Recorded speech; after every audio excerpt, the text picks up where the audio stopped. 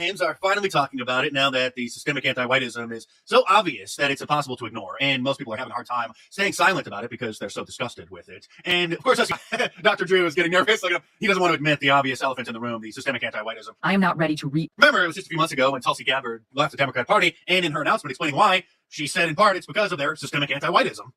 Who divide us by racializing every issue. Just 2 days ago, Matt Walsh published a video titled Anti-White Racism is Real, and just some constructive criticism, not to be picky, and this isn't an attack, but you should use the word anti-whiteism. Get it? Anti-white racism, anti-whiteism. The left knows how powerful labels and terminology and language is, and so everybody should start calling anti-white racism anti-whiteism. That's what it is. That's what it should be called. But strangely, apparently he believes that by talking about or pointing out the systemic anti-whiteism, that's going to add fuel to white identity, which he strictly opposes, which is the idea of white people collectively identifying as an ethnic group and demanding the same rights and privileges as all of the other ethnic groups in a society. Then there's Ben Shapiro, who, of course, it would take a 24-hour news network just to cover the endless anti-whiteism examples that are spewing out in America every day now. Like this one from the New York Times, "Can my children be friends?" Are you a BIPOC, a Black, Indigenous, or person of color who is tired of the anti-whiteism in America today? Then you may be interested in my new I Love White People shirts, available from my online store, markdace.com, or click the link in the description below. There is no excellence where there is equality. For every diversity hire, there is a diversity fire. It is not the similarities that make us the same, it's the differences that make us different. The truth is hate to those who hate the truth. Atonement cannot be made for a grievance never committed. Hollywood isn't history. In a world of collectivism, individualism is suicide. There is no Western civilization without Western kind.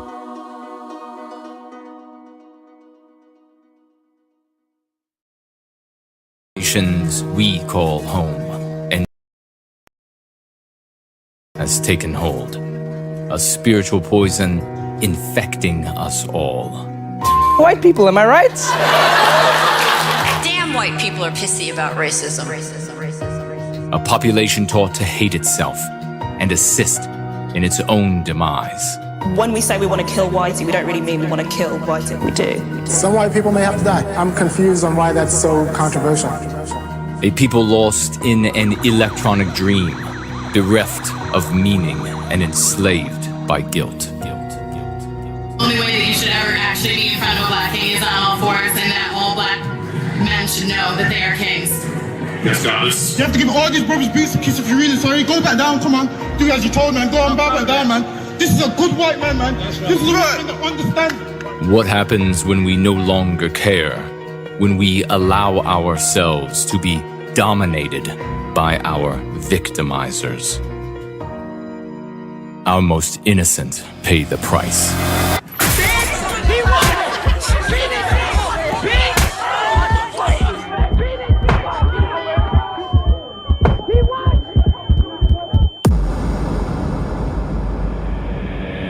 And what happens when they finally stand up?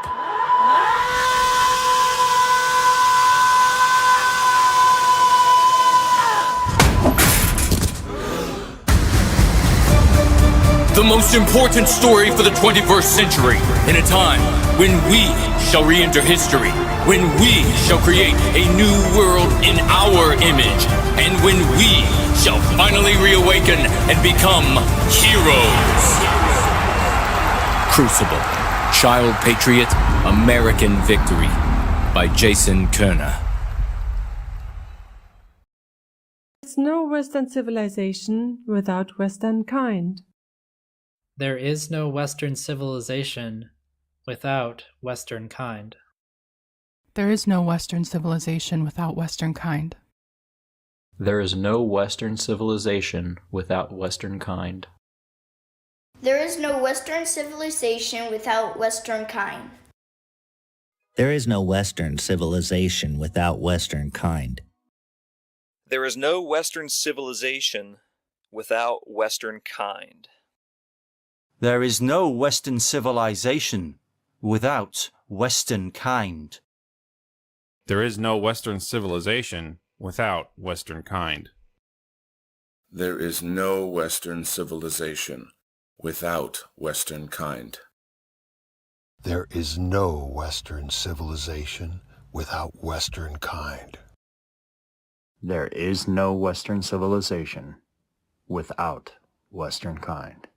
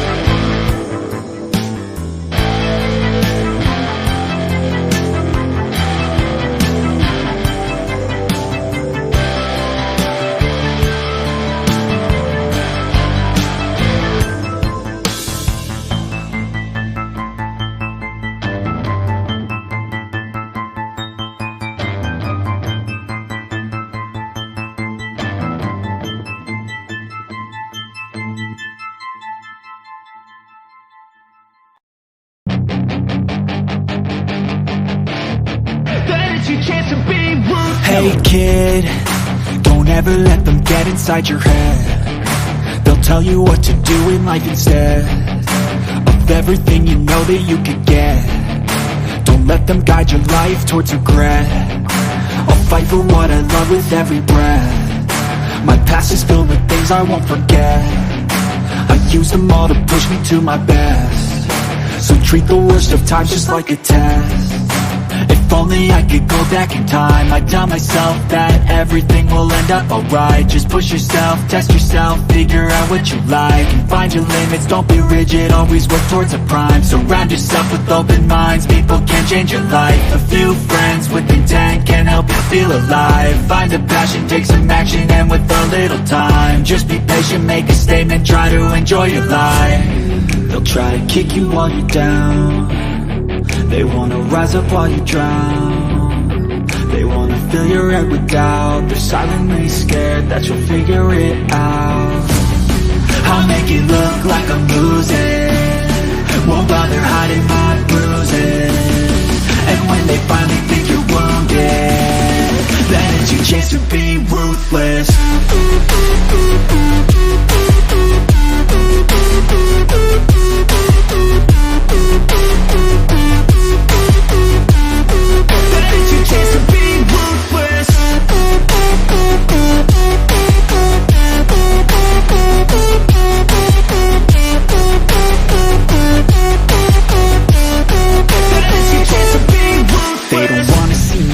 They don't wanna see me care. Anytime I make some progress, I can see that they compare. I think everyone's against me, maybe something in the air. Am I paranoid? I swear a void is forming and they're scared I walk a straight path. Not many can say that. I like to play fast, cross me and there's payback. You better pray that I don't see your face at any place that I go. I know you hate that. I've been doing fine, I'm not wasting any more time.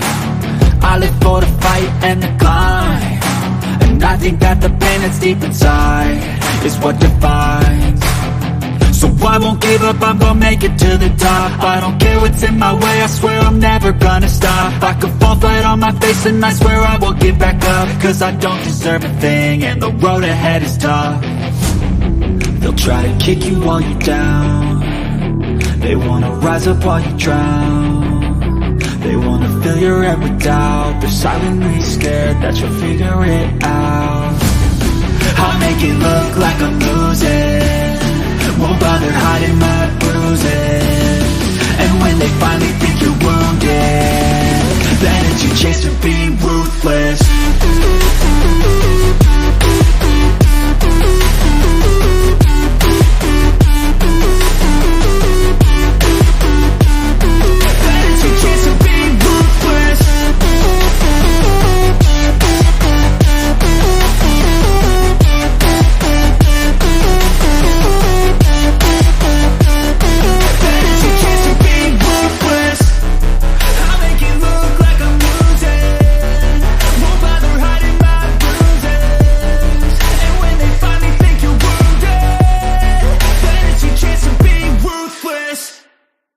When there's nothing left but the fire in my chest and the air that fills my lungs, I'll hold my tears and trade my ears for a glimpse at kingdom come. On the other side of misery, there's a world we long to see. The strife we share will take us there to relief and sovereignty. Oh my God, we'll have our home again. By God, we'll have our home. By blood or sweat, we'll get there yet. By God, we'll have our home. In our own towns, we're foreigners now. Our names are spat and cursed. The headline smack of another attack, not the last and not the worst. Oh, my fathers, they look down on me. I wonder what they feel to see their noble sons driven down beneath a coward's heel. Oh, my God, we'll have our home again. By God, we'll have our home. By blood or sweat, we'll get there yet. By God, we'll have our home. The road is dark, the way is lost. My eyes, they strain to see. I struggle forth to find a friend to light the way for me. Oh, brothers, can you hear my voice, or am I all alone? If there's no fire to guide my way, then I will start my own. Oh, my God, we'll have our home again. By God, we'll have our home. By blood or sweat, we'll get there yet. By God, we'll have our home. Oh, by God, we'll have our home again. By God, we'll have our home. By blood or sweat, we'll get there yet. By God, we'll have our home. That's what we're doing here, ladies and gentlemen. We're going to have our destiny again. Featured stories today, dissecting the mind of an anti-white. It's very interesting, and it's very important for everybody to understand. It's why so many outside those who are implementing the Go Free method are getting it wrong all the time. It's not communism. It's anti-whiteism, for the love of God. There's a lot of talk about CEI and some of these other things right now, so I'm going to address those over the course of this gathering, setting things straight for those who are in service to white well-being. And we will review a little bit of the fun of Trump on Hannity the other day. He's hilarious. We also have Anna Charity will be swashing through over the course of this gathering, so keep an eye out for her. And of course, as always, your questions, your calls, your comments. But before that, there's this. As long as there are humans, there will always be two sides that disagree with each other. This is something everyone can agree on.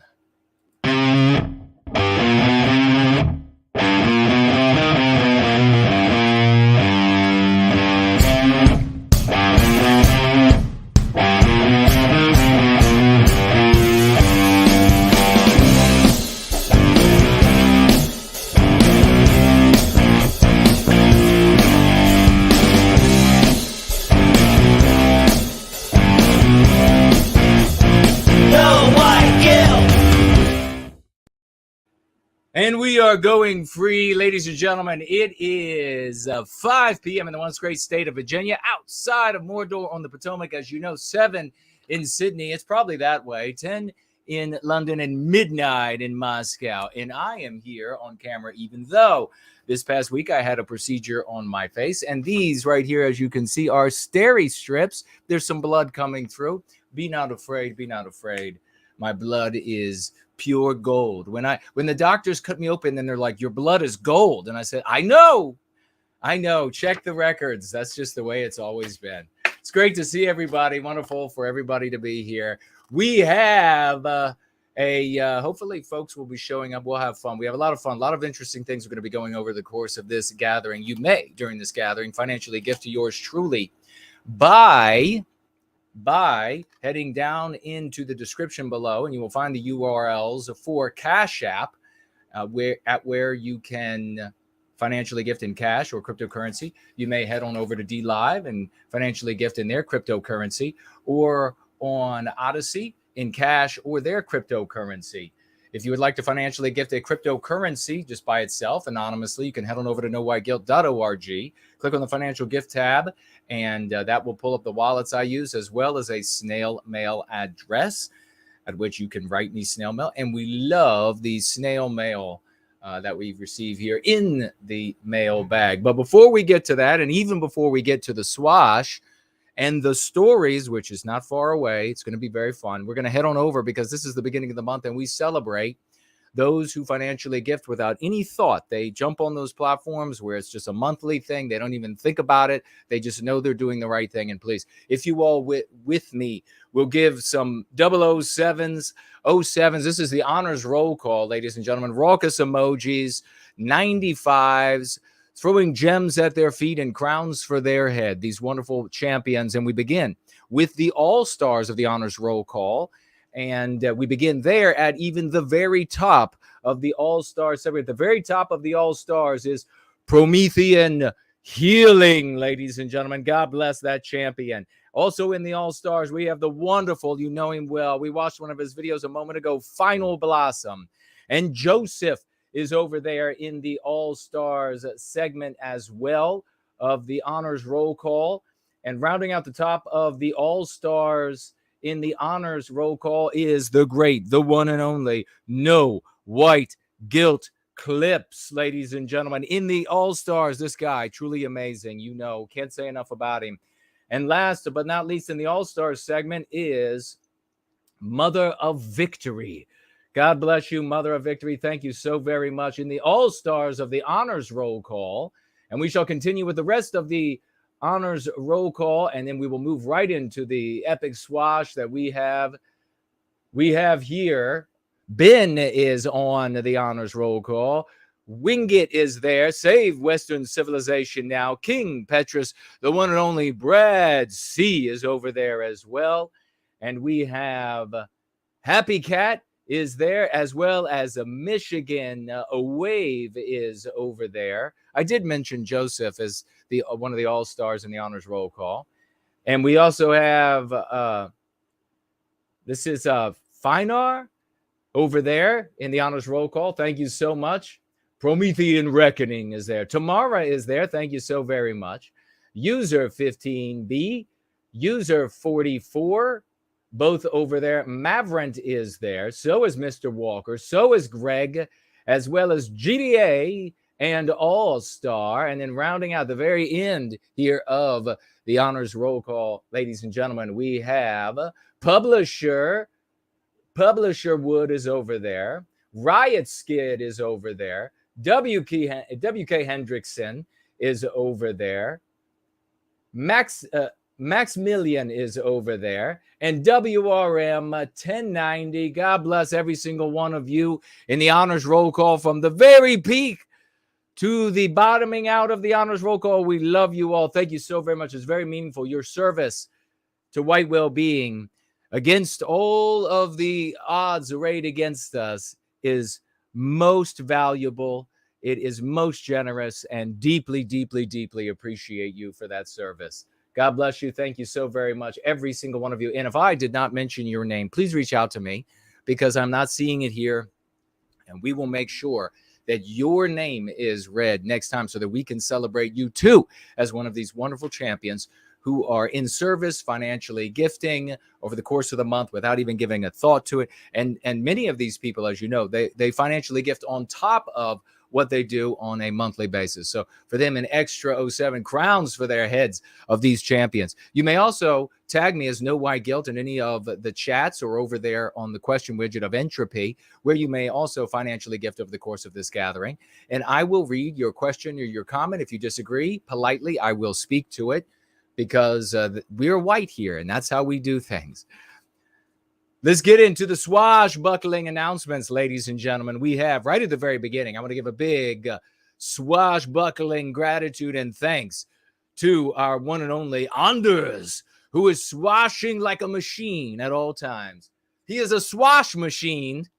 He is a swash machine behind the scenes, always in service to white will be. We love him. That's Anders, ladies and gentlemen. God bless that champion. We also want to give some 07s to Matt Walsh again, and to those who are speaking directly to Matt and indirectly to Matt, sharing the lexicon, and we hope and we expect to see some more of the gems, 5 key concepts coming from that champion, even over there on that plan. Daily Wire. How many people thought that we could have the lexicon showing up in places like that? God bless. Big salute, Matt Walsh.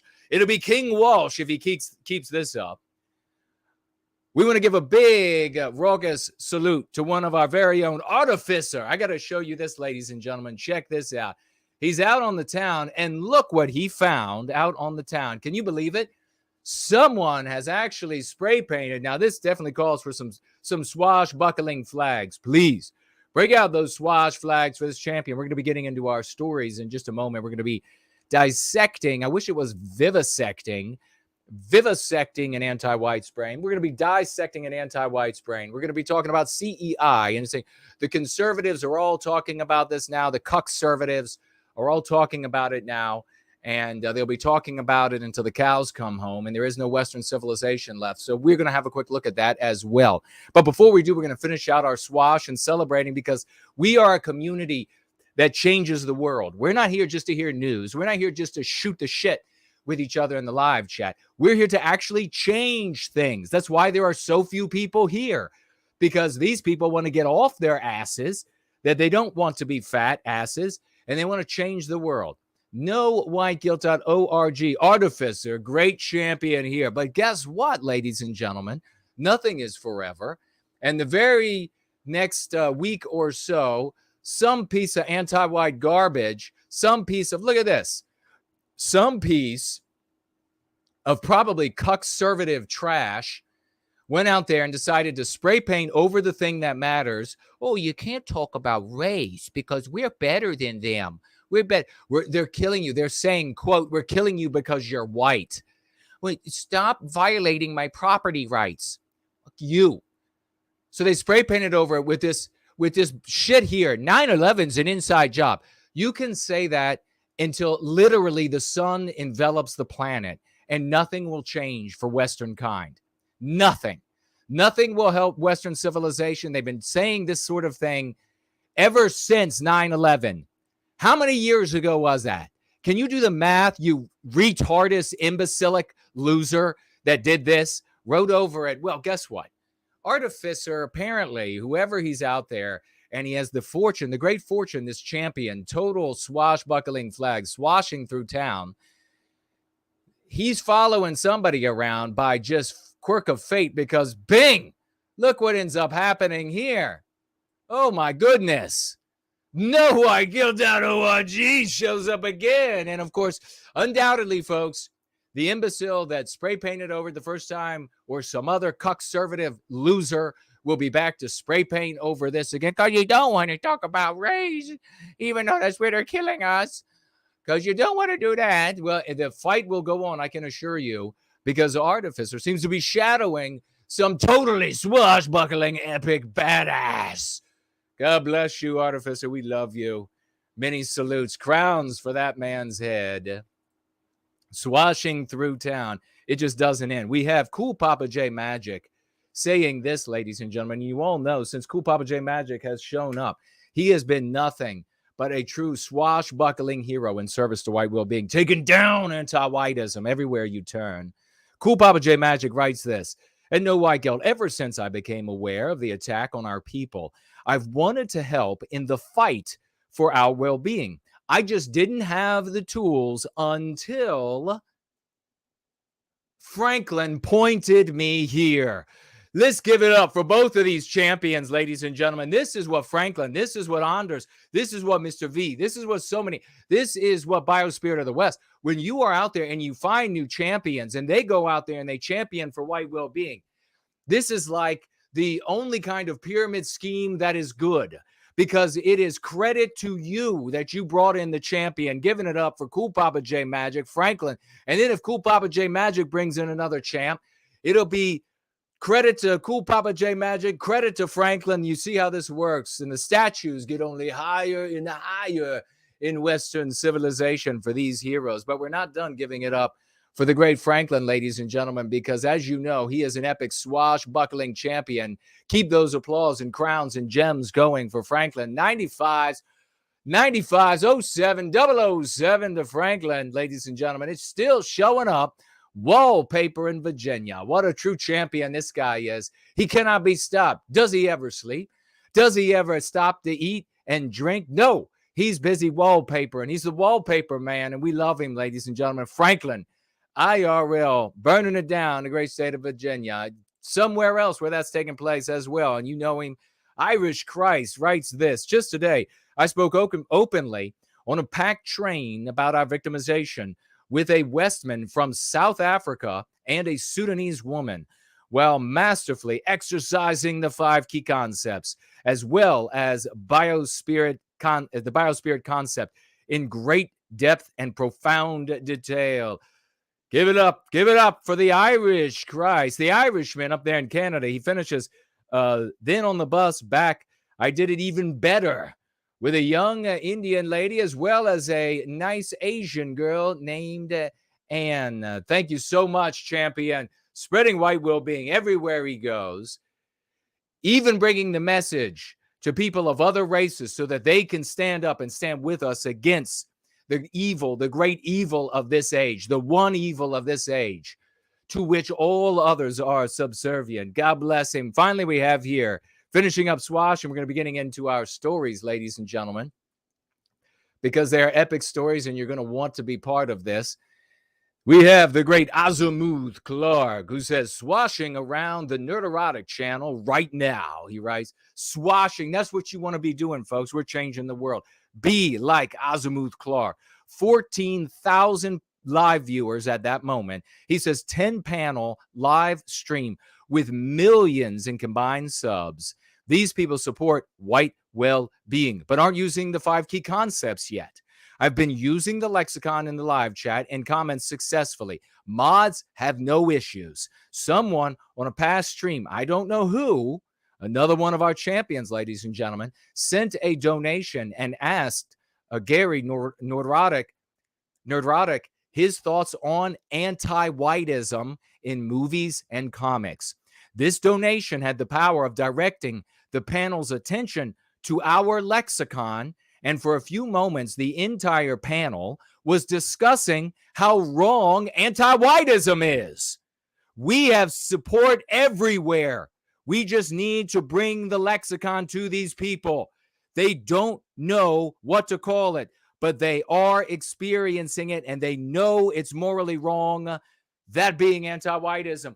But but Jason, the team white well-being, they're not doing anything except we can talk about it every week. Our champions in live chats, we celebrate the very top. I could celebrate for hours, but nobody would stick around to watch it. We celebrate just a handful representing the hordes of our people are getting out there. Who else is going to get in there in Gary Neurotic's channel, along with the great Azimuth Clark, and is going to have this champion talking about anti-whiteism, talking about the anti-white narrative, talking about Western kind, talking about Westman, talking about putting an end to white erasure. Who else is going to get into that live chat and make it happen so that the fucking losers can come along later and say, you didn't do that? Well, I have this for them. 20 seconds, and we'll be right back.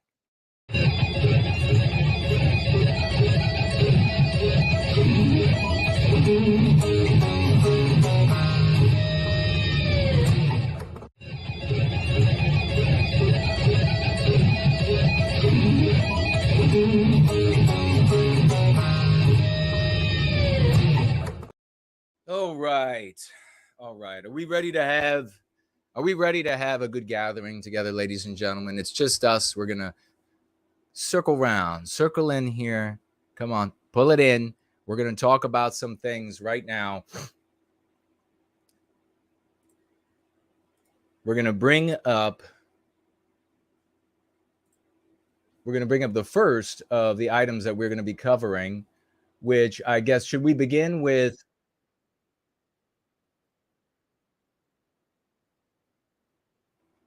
Why aren't you stopping when I tell you to? I think we should start with this.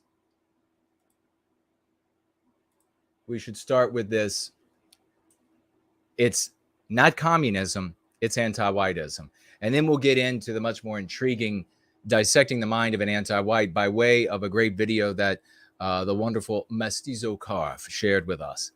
So we will get into that. But first, let's have a look at this here. And we're going to go with this shorter video about this first, and then we'll get on to this non-white guy. I think he's a non-white guy, which, of course, white conservatives in their teeming masses, they can't get enough of. They got to get to the non-white guy and conservative guy, who in this case is leading them astray. So we'll talk about that, but let's pop this up on the screen really quickly, and we'll trade positions, because even though I had the incision, the bleeding, the Steri-Strip on the face, we are going to, and this of course is like a commercial for why you shouldn't fight unless you have to. It's why you should not fight unless you have to. But we're going to get into this. How's everybody doing, by the way? Let me make sure entropy does appear to be working. Okay. And the mic's working. And let me see how you all are doing over here. Montana Kid is here. Cassie is here. Wonderful to see you. The Great Franklin, wonderful to see you. Cool Papa J Magic. The John Truth, hello and welcome. Winged Productions, First Last is with us. Wonderful to see you, champ. Who else do we have here? Sam, another hero. Yeah, you can go free yourself if you're going to. And by the way, I have a message for NJP. If you all keep trying to come into my live chats, my threads, and trying to coax people out of this community to join, you bunch of LARPing Nazi losers, I will be forced to retaliate. Don't make me do that. Don't make me retaliate on you Nazi LARPing losers, okay? So stay away from my community. Stop coming around here and trying to say, well, if you want to yeah, folks, here's the rest of the commercial is, if you would like to show up with a bunch of feds and fools, which is the NJP, if you would like to show up there and give them your name and Roman salute Adolf Hitler and at the get-togethers, and you would like to do this sort of thing and have the government take you down, then yeah, go ahead and do that. But otherwise, NJP, stay out of my threads. You got it? I don't want to have to retaliate. The great Yiz the Unifier is here. Wonderful to see you. ForNull Champion is here. Wonderful to see you, good sir. Fit and healthy at any age, and he means it. Wonderful to see you, brother. Yiz the Absolute Unifier. And so is Rory is here. Hello, brother. Marlene, hello, sister. Welcome. Elaine Sabatino, welcome. And sister, great to see you. The great Brant Danger, Dean Danger of schooloftherest.world. Wonderful to have that hero with us. Matt, Hyperborean Dream, Tex, remember, speak up, speak out. I will answer your questions. Biospirit of the West, a living God among us. Wonderful to see you. Spud is here. Communicate, participate, and we'll get there. Thank you, everybody. Victorian Time Traveler is here. Wonderful to have that. Stupendous to have that hero here. All right, why don't we go ahead and get into this because it's very intriguing. And I'd like to get y'all's thoughts as well as we work through this. Art Acrobats. Great to see you, man. He says, fed posting. Yeah, exactly. They're all like, you should go away from the No White Guild community, and you should come over here, and you should join our sisterhood. Yeah, you remember what happened with their sisterhood and women from the white well-being community? The women from the white well-being community were like, wait, why are you all talking about having underground bases of weapons and building that in America and Canada? Why are you doing that? And why are you sewing baby clothing with swastikas that say the Fourth Reich on it? Why are you doing that? And then they all attacked the women that were saying that, who were going free. And then the moderator came out and deleted the women who were going free from the community. So that's what you'll get over there. Find yourself a nice, cozy little cell. Promethean promulgation.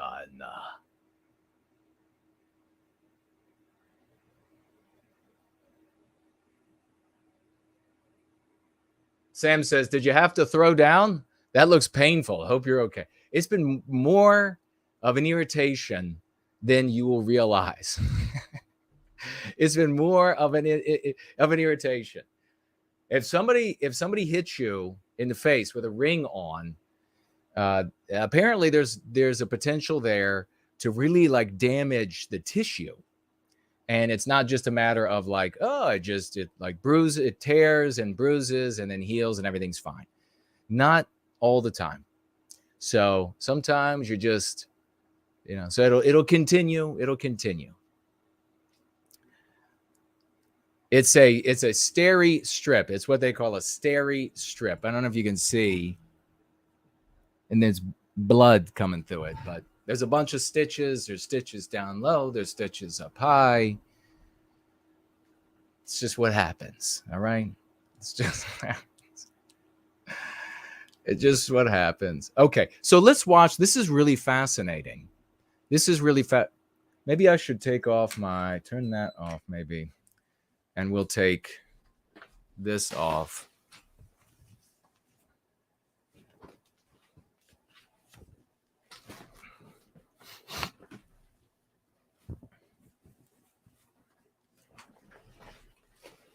And we are a little bit freer to move around.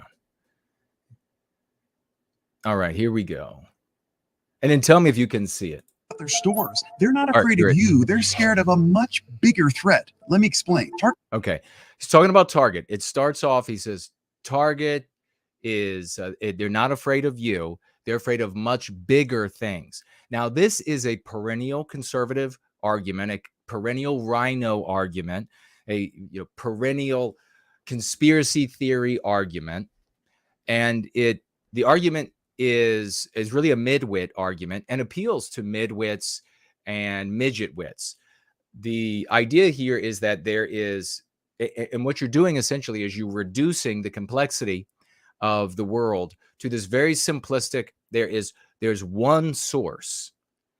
And because of this one source, and the source here is not a shifting ideology that lives in the minds of living beings, which is far too complex for midwits and definitely midget wits to understand and give it a break. It's much simpler than that. it's a reductionist view that posits like, well, there is water on your property because there must be a creek feeding the water on your property. And if you can just find that creek, you can stop the water. Well, that, of course, can or cannot be the case in something as simple as finding a body of water on your property. It can happen numerous ways. And if it is more complex than a midwit can handle, they won't be able to even investigate. They'll have to call in professionals. Because they're going to be looking for the creek that's bringing the body of water to their property. So this is the exact same sense where they're going to say, well, there is these financial institutions, and I think he names 3, and they're effectively all one. And so we'll work through this. We'll work through what the outcome is of this kind of thinking. First of all, it's erroneous, but let's see what this guy has to say. Target's largest shareholders. Target's largest shareholders are Vanguard, State Street, and BlackRock. These corporations support the Corporate Equality Index, or CEI. This is a rating system for how much American businesses support the LGBT community. If Target's CEO does not support the LGBT community well, then he's not going to be reelected by the shareholders. So sometimes corporations like Target push LGBT marketing campaigns, not because they particularly want to or it's good for profits, they do it for a high CEI score. So they face a backlash, maybe they lose a little money. Failing to get a high CEI is way more scary. All right, so I wanted to just let that play all the way through so you could see what this guy's conservative and absolutely undermining argument is. You can see how it's seductive because it's so simple. It's so like basic. It's so retardus.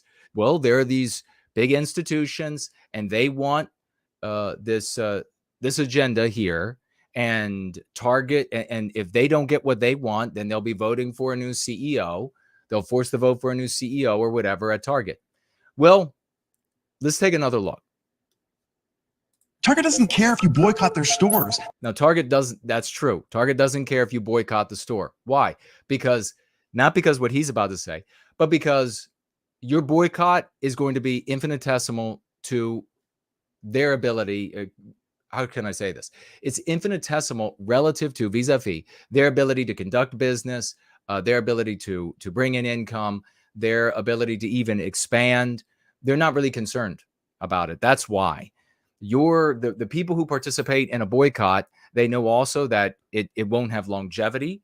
It won't last. And how do they know that? How do they know the boycott won't last? Well, the boycott won't last not because they've necessarily broken it down and saw that the boycott is constituted, if you will, if there is any sort of boycotting, constituted of selfish individualists. And therefore, there is no unifying loyalty to stick with the boycott. There's no unifying obedience to the authority of the boycott. There isn't one. There can't be. So what do selfish individualists do when they can't get what they want? When Target is close by, they're going to just go to Target. They might say, well, it's all I just need to get that water. So that's not going to make a big difference in Target. And then eventually they'll say, well, what the amount that I spend at Target isn't enough to bring it down. So I'm just going to go ahead and return to my normal shopping, whatever that is. This is what happens all the time with the boycotts. And that's one of the reasons why people don't understand, except within this community, that there was no conservative victory over Bud Light. We explained exactly how that ended up happening. Was no boycott conservative victory or American patriot victory. These are people who are they're faking it. They're usurping an event in reality, event in society, and wanting to claim it as their victory because they don't achieve victories, because they don't even know how to work toward them. And in fact, we'll see from this conservative here that I'm sure he's a nice guy, probably loves his mom, but I really couldn't give a shit. I've been doing this for too long, and I tell it like it is. I know a lot of people don't like that because they're children and they all need to just be, especially the youngest ones, especially the youngest out there. Everything needs to be coddled, but all the way up, all the way up. It's everywhere. It's not like it's just them. They're easy to look at and mock, but I mean, it's all the way up. Everybody's like, Jason, you're being too hard on these people. You really have to just kind of let them think that they are right. Well, that at the end of the day, if I let them think they're right, if I just respect all of their asininity, and I'm like, well, maybe you got a point there. And at the end of the day, their asininity continues from day to day, week to week, month to month, and then we're still where we are. So I'm not going to do that anymore. I'm not going to do that. I mean, you all have seen me, my patience running out. Oh, because people are not. The white race is composed of people with horrible characters at this point. It's got to be genetic. It's got to be a consequence of anti-whiteism, both. But the white race just is not, it's not like as we imagined or learned from like the past, where it was like a white man would be like, that man's speaking truth there. And I've been wrong all along. He showed me the way and I'm going to do the right thing. No, they don't do that. No, the white race is just this composed of, unfortunately, this totally disreputable, the vast majority, people, selfish individualists. So they're not going to do that. So I'm just going to be impatient with them, and I'm going to tell them they're idiots if they're being idiotic. Oh, well. So we're going to watch this. And this guy, it's worse than idiotic because this cuckservative undermines resistance with this kind of argument. All of these cuckservative Republican arguments undermine resistance to anti-whiteism every single time. They're not afraid of you. They're scared of a much bigger threat. Okay, so right there, if you are told, I want you to think about the psychological implications of this. You or your friends and family, the average person out there, is told that Target, this global entity that has stores that are infinitely larger than your house. They just go on and on and on. They're like football fields upon football fields full of stuff. The registers are always ringing. I mean, if you ever wanted to be an entrepreneur, as I have over the years, just salivate hearing the register, bloop, bloop, bloop, bloop, bloop, just constantly. You're like, sale, sale, sale. They're kicking ass, right? Wouldn't that be nice to be able to have that kind of an income that you could put to white well-being and against anti-whiteism? So they're just rocking it. But wait, this Goliath, this Godzilla has something that it's extremely afraid of.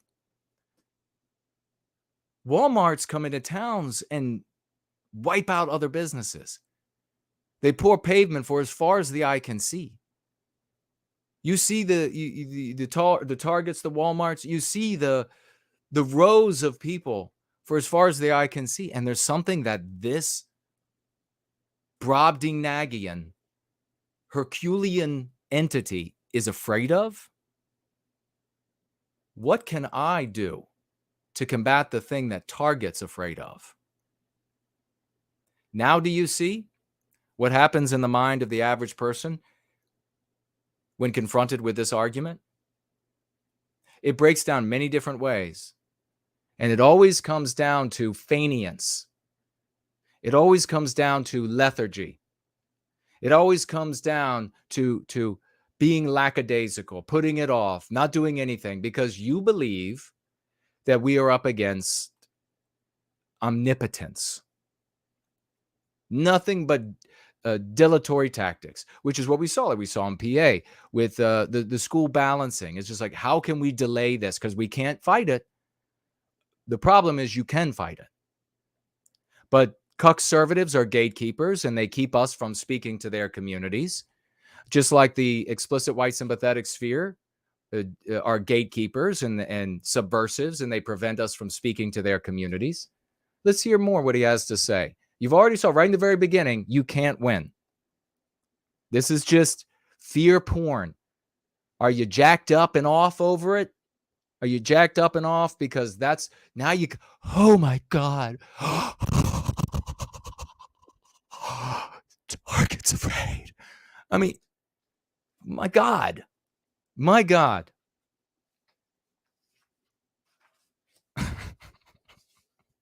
I don't actually do that when that happens. I don't actually do that when that happens. All right. Let me explain. Target's largest shareholders are Vanguard, State Street, and BlackRock. Okay, Vanguard, State Street, and BlackRock. Vanguard, State Street, not so much. Vanguard and BlackRock, those two names have been used as cudgels, have been used as baseball bats over me, especially by J-Spurgs, the J-Spurging, gatekeeping subversives.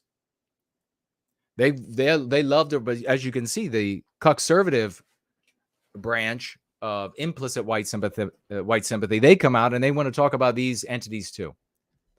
These are financial institutions that are gods, all right? Understand these are gods. The banks are gods. The millionaires, especially centimillionaires, gods. God, I'm not using that hyperbolically. They are mortal gods. They can make and destroy whole towns. They can make and destroy whole shopping stores overnight. While you drive your ass up and down by that copse of woods, of forest, over the course of half a year or whatever, going to work and back, and that shopping center appears, that is what a god is able to do. Now, of course, I don't mean the gods of any religions I'm talking about what we can tangibly see. What can happen right in our world. Right in front of us. So if you're going to tell people, and then of course, like for example, the J-Spurging type are going to say, well, these are just all a bunch of J's. And so ergo, you have to bellyache about them to the end of time because that's doing something. So they bring up these institutions. Now, these are financial institutions that are composed of human beings. They don't exist otherwise. They have their board. They have they're mega powerful. There are people, different degrees of gods, if you will, inside these entities. You cannot set these things up as your opposition. You absolutely look at the image just right there on that building. I mean, you are an ant to this. Just visually look at this. You are like you are a mote of dust against this concrete and steel, and it's absolutely indomitable. That's what you want to convey to the resistance. You are a mote of nothing up against this, the concrete, the battleship, the battleships. So you're like a guppy against the battleships of planet Earth. Good luck. You ready to get out there and take on the world? Do you feel empowered hearing this? First of all, what they're saying isn't even functionally true. It's not functionally true. But if it were, it would still be the wrong thing to say. If you want to engender resistance, you know how often they people badmouth in the monarchies of yore. You know how often they badmouthed the kings really quietly with each other? Generation upon generation upon generation. You look at the citadel that they lived in, traveled around, nothing changed. Let's continue watching. So these are what he's about to say. These battleships of planet Earth, to which you are just a mote, they are the ones who want this.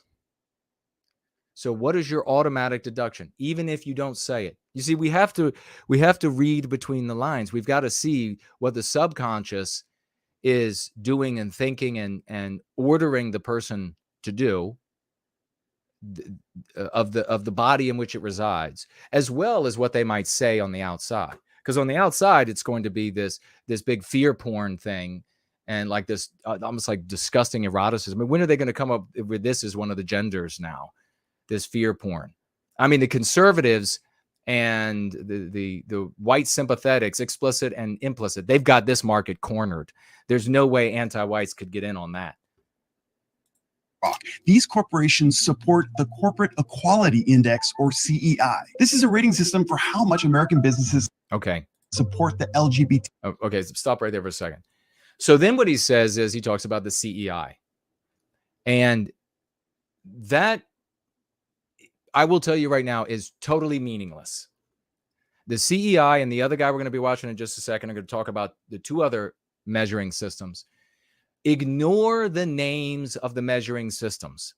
Anti-whites are going to, and have for generations upon generations upon long before we were alive, had metrics that they used to evaluate whether or not a person, a politician, a business, a government, state or federal, was anti-white enough. Sometimes the metrics they used were ad hoc, and then they acted on their conclusions.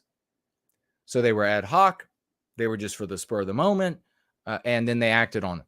Other times, all along, they would make evaluations and then act on those evaluations if they could, if they were able. Because why? Why does this happen? Why is it unending?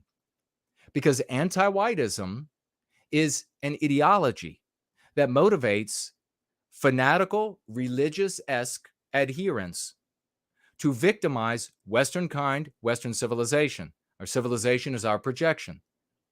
So it is this religio-fanatical endeavor that serves the individual's jealousy and envy. The adherents of Western, of anti-whiteism have their jealousy and envy served when they act in compliance with the objective of anti-whiteism, i.e. the victimization of Western kind, white erasure of our norms, customs, standards. So ignore CEI. You will be hearing content creators of the conservative and explicit variety. They'll be talking about CEI. They'll be talking about these other systems of measurement. They are meaningless. This is like, you know, when you get the quiz from the really smart professor and he's asked the questions and you're like, I'm going to write down, I remember all of this that I'm going to write it all down. And then you get it wrong and you're like, how did that happen? Because you have ignored the important information for the trivial. What index there is totally immaterial. How could that be deleterious? Well, if you're focused, you know, in wartime, and I learned this from reading about Vietnam, when you're going through the jungle at wartime and there's something that causes you to look up in the air, anything, it could be like a piece of clothing tied to a tree branch, and that causes you to look up, then you immediately have to look down, because that is a decoy. That is meant to get you looking in that direction so you don't see the trap you're about to step in. If you're focused on something like CEI, the name of a particular measurement, you won't be able to see the things that matter, which is the anti-whiteism. You will, if you endeavor, like the fools in the rhinos, to say, well, if you start a campaign, we've got to get rid of we got to ban CTI. They will just rename it. Not only will they just rename, start a new metric with a different name, they will take metrics that are already in place for the running of business, for the investing in businesses. They will take those metrics and they will redefine to include, and then it will eventually subsume an evaluation of anti-whiteism. How anti-white is the company? How does that happen? It happens because anti-whites are in these institutions. It happens because human beings animated by an infernal ideology that has a moral imperative are operating in these institutions. There isn't one overlord or one group of overlords that are just ordering and then everybody else is just falling in line and doing whatever they want.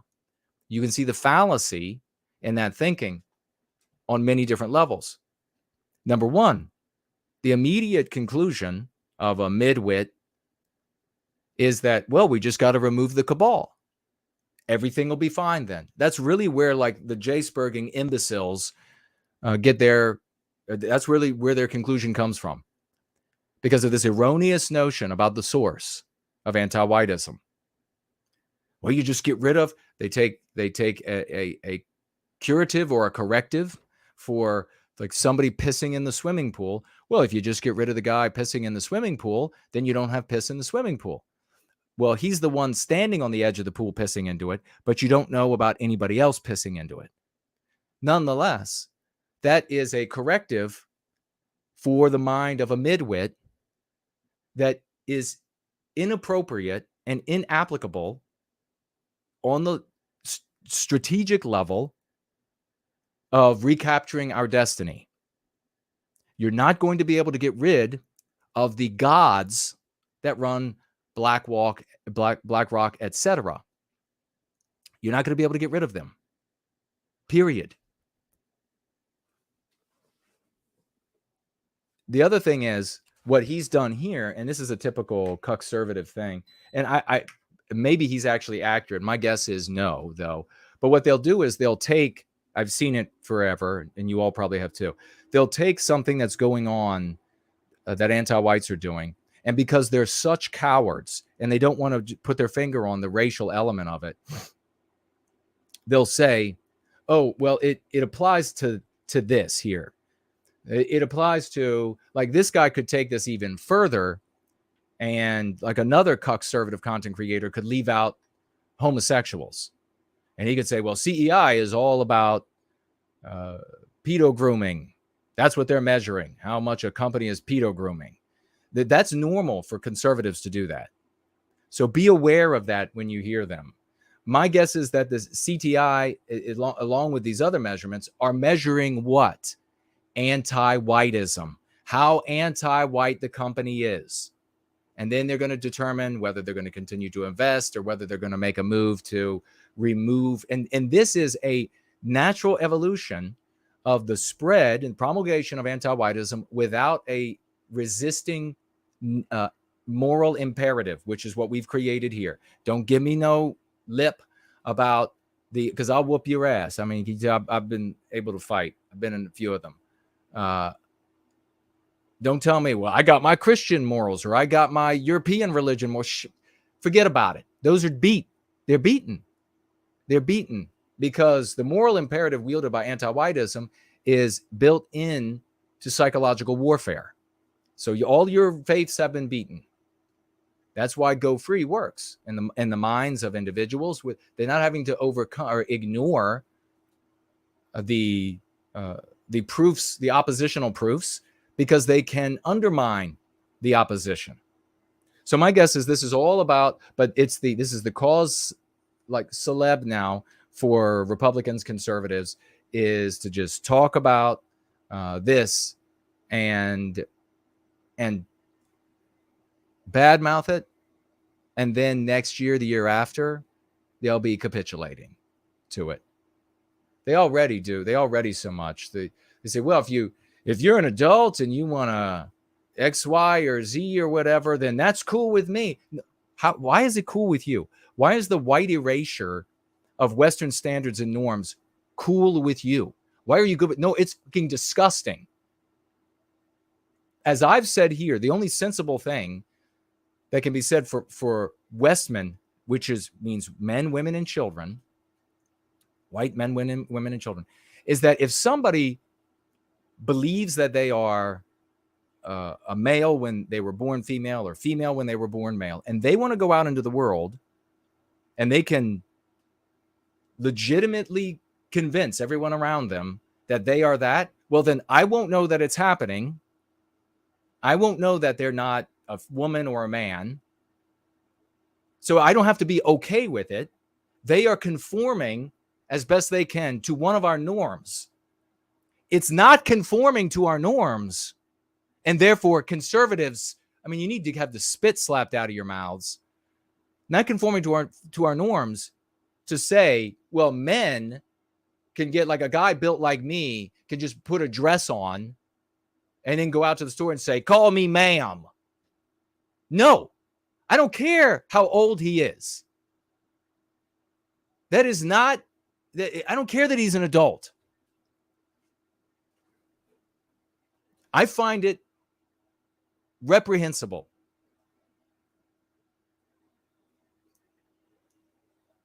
I think it is immoral. I think it is wrong because I submit myself to the standards of Western civilization. I prescribe to those standards. If you don't like that, then oh well. It's my opinion. It's my opinion that it's objectionable. And I am not going to be told by any of these people to call them ma'am, to any of that stuff. In fact, I'm not going to, if a guy came in like that scenario, I wouldn't be calling him buddy or sir. Also, are you kidding me? I call him something totally different. Tugboat, whatever I want. Let's community. If Target CEO does not support the LGBT community well, then he's not going to be reelected by the shareholders. So sometimes corporations like Target push LGBT marketing campaigns. Okay, so what does that line tell you? It tells you that Target would like to not support this agenda. What's the agenda, by the way? It's anti-whiteism, buddy. Target would like to not support it, but his hands are tied. What can you do to a CEO, to any person whose hands are tied? We see it all the time. It's nothing but excuses. Nothing but excuses. Politicians galore, business owners galore, people you work with galore, the boss galore. Well, he can't do it. He can't do it because he's going to. Musicians galore, radio hosts galore. Can't do it. He can't do it, because, no, he better do it. He better stand up. You can't give these excuses. No. My guess is that the CEO of Target wants anti-whiteism. That's my guess. And you know who else wants it? All of the folks in the hierarchy. They want it. They're all villainy signaling each other, and they're giving each other jobs. They're giving each other promotions because that is the zeitgeist of the day. It's anti-whiteism. That's what gets rewarded today. Anti-whiteism. Why continue to go without? Why continue to drive 10 miles to get your bottles of water from the Walmart when gas is so expensive? You could just drive 5 miles to the Target, and you really can't hold the CEO accountable or responsible because these giant financial institutions that I don't know where they are, these sort of abstractions in space that are all powerful, they want it. And so I might as well just go ahead and go. That's how, the boycott ends. All right. And everybody looking at like Chick-fil-A going hardcore anti-white. ForNull talking about how the anti-whites are just laughing up their sleeves because they have all the cuck-servatives calling it woke. Let me see what y'all are saying really quickly, and I'll wrap this one up, and we'll keep moving.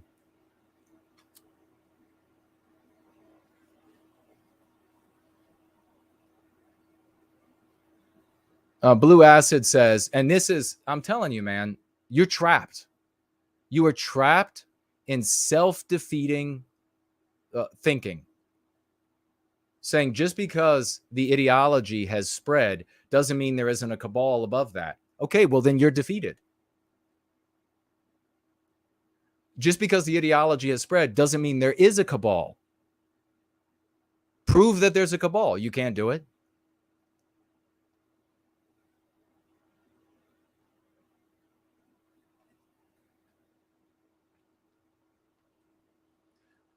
What I'm saying, he says here, what you're saying is that just because, and this is an inappropriate analogy, just because there are privates, so this is the mentality that, no, there's these leaders at the very top that if you just remove them, then the privates aren't doing this anymore. Saying just because there are privates doesn't mean there aren't generals. So this is the midget wit thinking that leads to indolence, that leads to you sitting on your hands with the conclusion the asinine conclusion that, well, if we just remove the generals, you're not removing any generals. You drive a fucking Honda. You know, nothing wrong with Hondas, but you know the point I'm making by that. You live in a regular shitty little house. You're not you don't even mow your fucking lawn when it needs to be mowed. You don't even, I mean, this is the gate on your house to your backyard doesn't even work properly. And you're fucking talking about removing the generals. That's the conclusion. Does there need to be generals in an ant colony? Does there need to be generals in a virus? I know it's above your pay grade if you want to stick with the military analogies, my friend. It's above your pay grade. There doesn't need to be generals. There doesn't need to be anybody orchestrating the whole thing, that if you remove them, then everything just gets better. And if you can't get it, then be a private and listen to a general, all right? Part of the problem of being able to spread something that actually works is then changes lives, is that you have so many people out there in the world, especially because of democracy, and they think that anything that occurs in their head is valuable, and they think that the things in other people's heads are as no more, no less valuable than what's in their head, or maybe less, but no more valuable. And I'm not saying this is blue acid problem, but this is the argument I was just arguing against. And so instead of speaking to my argument, you just say, well, no, there could be that's a fallacy, by the way. It's a logical fallacy.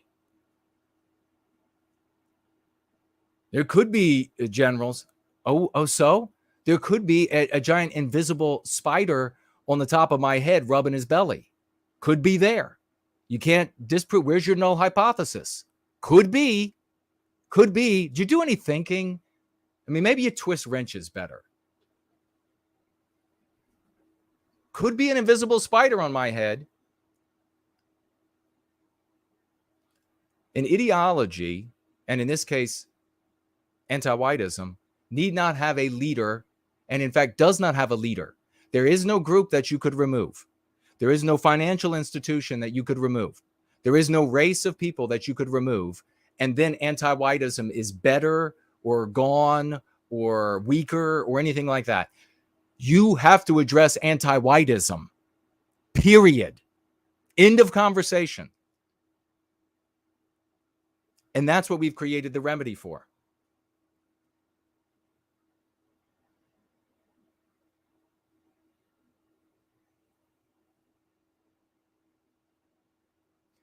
The Great Sloth says here, wonderful to see you, brother. He says, the video about It's Really Black Rock is doom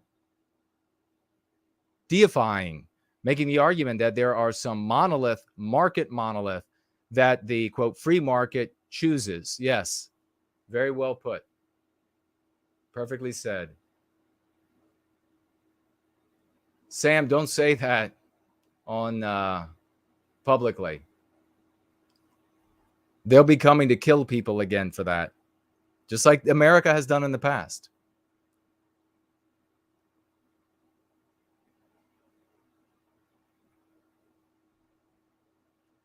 Marlene says, No White Guilt had the absolute best explanation of the behavior behind the Bud Light boycott. Quote, toxic masculinity. Yes. It was no guy wanted to be ridiculed. That's it. That's it. Maximo is here. Hey, Caleb, great to see you, brother.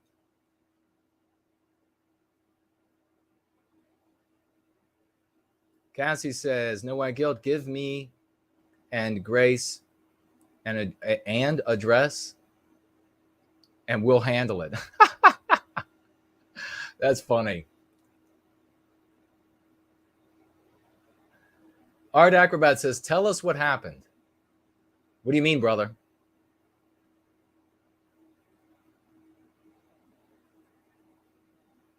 Victorian time traveler says, you have a scar on your face now like a true swashbuckling hero.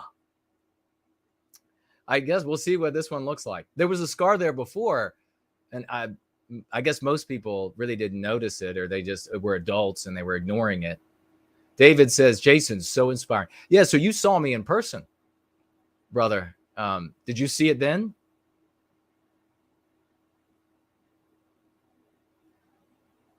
Because it was there. The problem with the old scar was that it would not heal. This is why you don't fight unless you have lives, flesh, and all that stuff. It's so valuable. You just, it could be changed like this in a moment, and it's never the same. Sherry is here. Great to see you, sister. Elaine says, so true, Jason. The anti-white privates are the ones we have to deal with at the DMV, library, grocery store, and everywhere we go, including our own homes, if that bill passes. Oh, yeah, exactly. Yeah, if they start wanting to move into your house. Victorian says, all of the Alex Jones types and Jace Burgers don't understand that at the top of the rotten tree of world power is a giant flat flying squirrel with a nasty grin. Yes, that's exactly what's up there. Franklin says, I've argued with white sympathetic friends in person who think because they don't understand something, it's largely invalid and not worthy of the time I dedicate to it. Yeah, man. See, that's one of the enormous problems. That's one of the enormous problems of trying to convince people and thereby persuade them to take up something that actually works. That the resistance, and why would anybody ever think that the resistance that would actually defeat anti-whiteism would be elementary? Why? But this is the United King States, who was driving around a SR-71 in like 1950. Maybe somebody can look it up. In a box, a big box they built around SR-71. They had a spaceship that could fly an ungodly speed when there weren't even, the calculators were a joke in the average family home. And there's a story about one of the guys who was involved in the project. What was the original name of it? It's slipping me right now. The SR-71 had some ridiculous name. And they were moving it from where they built it to where they were going to go out and test it. And it was put in this big box so that it drove through all these small town America. And there are photographs of it, all boxed up. And people didn't know. And one of the guys that was in on the project, he's shared the story about how they would go to places. And one story that he shared was, they were going through town and it was like rolling along at like 5 miles an hour. And they traveled at nighttime and all these old timey police cars and everything. And these two boys rode up on bicycles and they asked, "Oh, what's in the box, mister?" And he said, "A spaceship." Told them the truth. This is the United States. Did you really think that anti-whiteism is just going to be some, well, golly, where's Gomer Pyle? Where is he? He's going to have the answer for it. I mean, really? Of course, it was going to be too challenging for the average yokel to understand, for the average Boeotian moron to understand. Of course. So this is what Franklin's up against. He's trying to explain these things, and they're like, I just don't understand it. So can we hit the bong again and go back to Heiling, the painter? No. But we are going to introduce you to euthanasia. They're wonderful people. So let's continue here. Oh, I did want to see.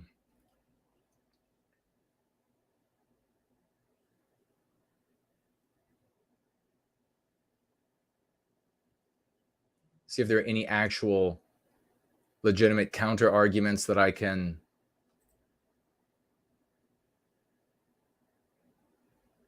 wrap up and then feed to like a pet alligator. Let's see. Isn't this a lovely thing here? How lovely. And I heard that this thing right here, is it a guy? Is it a girl? Is it an it? I don't know. I genuinely don't know. But maybe if the information's right, I heard that Dylan Mulvaney has decided that he is a transgender woman who is a lesbian. Now, wasn't this a cartoon scenario years ago? I did not watch that cartoon because I felt like IQ points were just burning up in my head when people said, oh, you got to watch. It's really funny. But I'm pretty sure this was like a joke. But now it's not a joke. Now, why is it not a joke? Is it because the world is crazy? Is it because the anti-whites are Satan? It's because it's a war against our norms, what we project onto the world. In my opinion. Campaigns, not because they particularly want to or it's good for profits. They do it for a high CEI score. So they're not pushing anti-whiteism because they want to. No, they're pushing it because they want to. So they face a backlash. Maybe they lose a little money. Failing to get a high CEI is way more scary. Okay, we'll go into the next video. Have you all seen the video that's been circulating of a Christian guy, goes into a Target and he's like, this is demonic.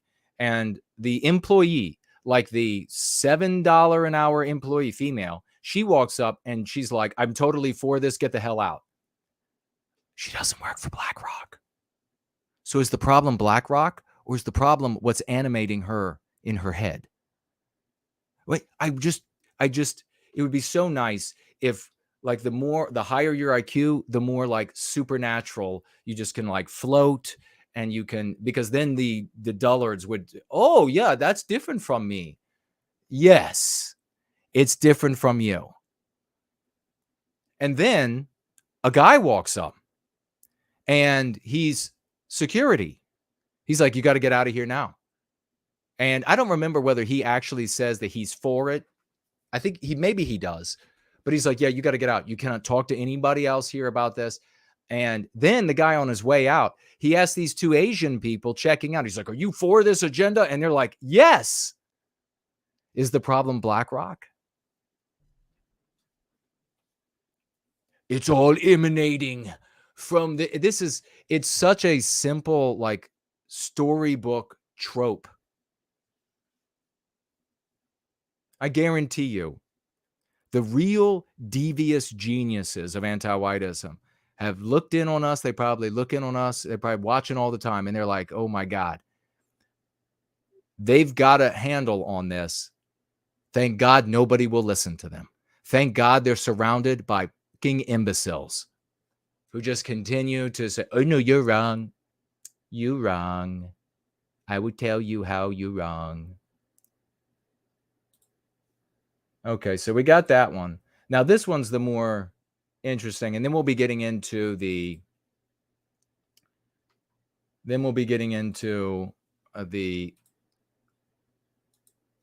dissecting the mind of an anti-white, which is what's really important here, because that's what you're dealing with. You're dealing with how the anti-white pieces together the information that they take in from the world. And this is something that I have been trying to communicate in so many ways. And then Mestizo Carf sends this fabulous video to me over Twitter of this anti-white who's just like, he demonstrates it beautifully. So we'll be looking at that. It'll be a lot of fun. Let me go ahead and pull this up. Much more fun than some of these other things. All right. So tell me if you can hear this. This says here at the top, the best explanation of CEI, ESG, and DEI. And we know that's DIE, diversity, inclusion, equity there. So we'll pull this up, and this is what's going to happen now. You're going to see more and more content creators who will be talking in greater and greater depths about CEI, ESG, DEI. Who created it? Doom Dissecting, Doom Document. Where does it come from? What was the origin? And they'll be coming to you and they'll be saying, it was at the board meeting in Monte Carlo on the 2nd of August, 1983, when the heads of the blah, blah, blah got together, and then all these people will just be like, fear porn. Yeah, that's it. Well, I know who they are. I figured it out. I'm going to go share it with everybody. It was in Monte Carlo in 1983. Come on, little Jimmy Teresa. We're going home. Yeah, why push back against it? When Jimmy Teresa is your little boy now, just have little Jimmy Teresa come on. But you got a handle on it. You know it was in 1983. 1983 in Monte Carlo. Tell me if you can hear this. They're put down through the World Economic Forum. Okay. The World Economic. This is one of those words that is like one of their trigger words in conspiracy circles. It's not to say that there isn't a World Economic Forum. It's not to say that it's not populated by anti-whites. It is. You cannot take on the World Economic Forum. End of conversation. You can take on the ideology and defeat it. We do it here. That's in the heads of everybody in the World Economic Forum. Do you finally see how to win? Can you finally see the path? No, just go talk tough. Go talk tough, and then go get yourself 18 years in prison. Okay, so why are these companies doing this? Bud Light, Target, North Face, etc. So here you got this guy. He's going to go in deep dive into all that is harmful to you to even hear. One is called CEI, one is called ESG, one is called DEI. These initiatives are put down as social initiatives from the World Economic Forum, the most powerful people on the planet, through the banks to the big. Okay. Most powerful people on the planet, through the banks to the people in the big corporations. The most powerful people on the planet. I'm just making sure everybody's like hearing it. Oh, and then you have at the bottom here, and this is what I really want to point. It's how you know this guy is a cuck conservative, is that it says the communist insurgency in America. This is anti-whiteism. Conservatives do this all the time. They like to use rhino Republicans. They do it all the time. They like to use these stand-ins, these straw men for defense and for attack. They like to attack straw men. It's the commies because there aren't commies to punch back. It's anti-whites. When they're non-white, and I believe this guy's non-white, not 100%, but it's probably non-white. When they're non-white, they definitely, many non-white people, content creators, are loath to talk about how it's targeting white people because they have a concern, an erroneous concern, in my opinion, that if they point that out, that they will be excluded from the resistance to it. That could mean money for them if they're content creators. It could mean sex with all the white women who just crowd around non-white content creators. Fucking insane.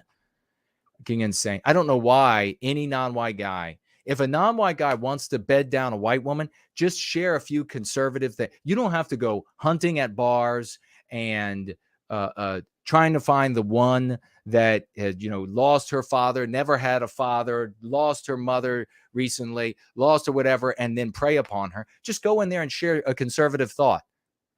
And you'll hear nothing but like bodies thumping the fucking floor across the goddamn bar. It's that bodies hit the floor when the bodies hit the floor. Yeah, it's when a non-white guy says anything conservative. It's not commie. This is cowardice. It's anti-whites. When you come upon somebody, if they are intransigent and they're like, no, it's the commies. Then you can, if it's the first time meeting them, you're going to have a touch and you're going to move away. Say you could say it's anti-white communists. Fine, it's anti-white communists. Fine, but they're anti-white. Instead of getting into the debate about how is communism anti-whiteism, you could do that. But otherwise, set people straight on communism. It's not communism. This is such cowardice. I think every man that says it's communism doesn't have a penis. I seriously think that's true. Like, does not have a penis at all. Not female, but no penis. When they step to the urinal, it's just like, psss, they're just like trying to hide from the piss because it's just spraying the walls. They can't direct it anywhere they want. Let's continue. Big corporations. These corporations, unlike my business, actually depend on that financing 100%. Okay, so he's some business owner on top of everything else, and conservative business. So unlike his business is susceptible to giant financiers in numerous ways. To the anti-whites operating in so many nodes of power in the economy, his business, to the anti-white regulators, his business totally could be shut down in a heartbeat. This idea that rhinos and conservatives, cuck-servatives spread, that you could have a business that's just totally immune, is bullshit. So if they don't do the things that these three initiatives, the CEI, the ESG, and the DEI say, they actually lose their funding, so they can't operate their business. So you numerous ways that anti-white financiers, regulators, etc., attack entities of all types that they consider are not anti-white enough. Why are they hunting them down? Because it is a religio experience. That it is in this anti-whiteism, this religio experience, it is the moral thing to do. Not only is it the moral thing to do, but it's the thing that satisfies that jealousy and envy, that monster of jealousy and envy in anti-whites. They can't stop themselves. It's the reason why they will drive hundreds of fucking miles to go and protest somebody who speaks out against, and either intentionally or not, against anti-whiteism. Because they're like, you're not going to get in my way of exacting my revenge. That's a consequence of my victimization by having to be in the presence of white people, which is ultimately what it comes down to. That is what's motivating them. When you have this idea, like Blue Acid was talking about, when you have this idea that there is some originating source, then those people have an animator. They have a puppeteer. And then if you can just get rid of the puppeteer, cut the strings, then everything's good. It's Shangri-La. Horse shit, you dumbasses. The individuals are the puppeteers. Each and every single one of them. And the moment you think that you're going to take away one group of people or one financial or two financial institutions, it will just be replicated because you have not remedied the problem. If you want to think about it in terms of zombie, I got to think about it in some like really help me team White Wellbeing. What is a totally retarded way to communicate this to all of the imbeciles out there? It's like the zombies are motivated by a program. And it doesn't matter how many of the zombies you kill or how many of their the businesses that zombies start or whatever it is that you burn to the ground, they just form again someplace else because it's the program. It's the anti-whiteism that's the issue. And there is nobody that exercises so much influence, so much momentum, so much energy to push it that it doesn't exist. Or that it would be so much better. And that's never defined, by the way. What is so much better? if you just get rid of groups of people or financial institutions, or you ban a unit of measurement, or you ban a particular type of lesson that has a specific name at schools, it doesn't get rid of the problem. The problem is not a group of people. The problem is driven by a natural human condition, which is jealousy and envy, that has been made into this religio experience of anti-whiteism that takes its revenge on the avatar, which is every white person that they can get at.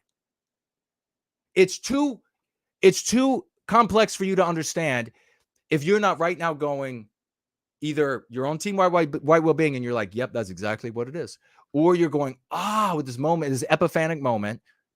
If you're sitting there doing anything else, then it's too much for you to get, and you should just leave, or you should fall in line and do what works. You say, well, aren't these people smart enough to understand why they're destroying their business? They can't not do it. Okay. They can't not do it. It's got a lovely accent. They can't not. So this, just like the other guy who was white, conservative, saying the same thing. No, they are going to do it because they're being ordered from the top. Again, they want to do it. Because if they don't do it, they won't get their funding. So they can't operate. So they have no choice but to do it. And then they drive their business into the dirt. And here's why. And here, this is like a conservative wet dream.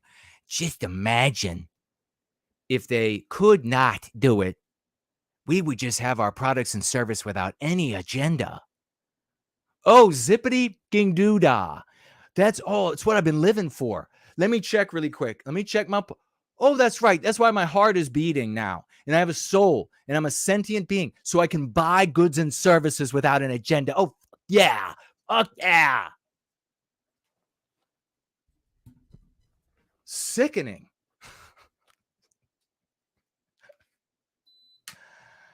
Sickening. Why that's happening. Because the people who run these companies, the officers of the companies, are not the founders of the companies. Okay, so where's he going to go with this? The founders of the companies, they were good people? They were not commies? These are people that are many generations removed and many degrees of caring about the actual brand removed, all right? So no, that was a generalized statement that could apply to some businesses, and he's made it into some sort of formulaic approach that will give you the answer. Preposterous. Get this man a hockey puck or something, or a dumbbell, whatever he's better at than thinking. So these people are college graduates who think they know a whole bunch of stuff because they have an advanced degree, and they are making decisions that are, basically about the money, and thinking that eventually people will adopt this and it will stop. Okay, so here's an interesting dichotomy for conservatives. The CEOs, they only care about money. They're not into anti-whiteism. Communism. Only these entities above them are interested in the communism. These people are just interested in money. So if they're being compelled to do this, well, they're just going to do. But wait a second. I thought you all were only interested in money. You just want your products and services without any agenda. You just want the bottom line to be good, irrespective of what happens to the people. A little bit of a contradiction there, conservative. Stop, but it's not going to stop, and it's not supposed to stop. Oh, it's not supposed to. Here, I guess he's going to tell us now. Maybe with the commie agenda, it's not going to stop, but not for the reason that he's thinking. This is what people are thinking. What's happening is we are dealing with a communist insurgency that is undermining the values and the identity of the American Republic. Oh my God. Oh my God. What's happening is a communist insurgency. It's a communist insurgency. This is what's happening. Let me break it down for you. It's a communist insurgency. It's a communist insurgency. It's breaking down the America. What they are doing is they are intentionally creating a scenario where the American people rejecting this initiative is actually hurting iconic American brands. No way. No way he's about to make this really dumb conclusion. It sounds like he's about to say that the communists want Americans to not be spending all their money, all that matters to the conservatives, on iconic American brands in order to have the American population kill these companies. These people are so fucking dumb. I don't know what to say. How they are so dumb. If these financial institutions have the ability to force these companies to do what they want, to commit suicide, they could kill them any way they want. Why would they wait for American population to do it?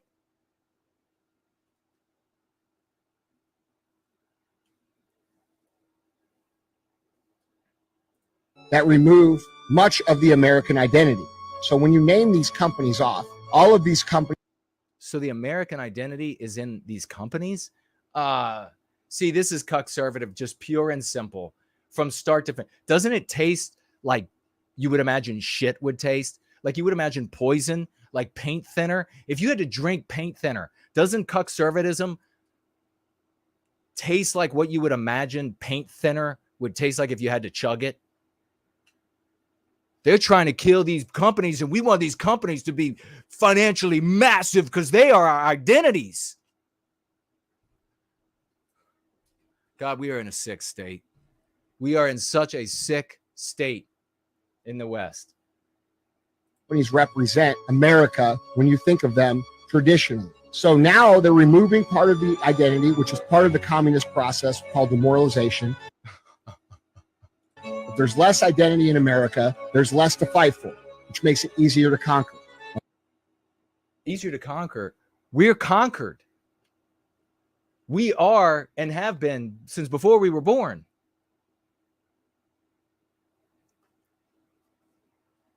They want to, could you imagine saying they want to get rid of my Coca-Cola identity, my Coca-Cola, Nike, and McDonald's identity so that they can conquer me?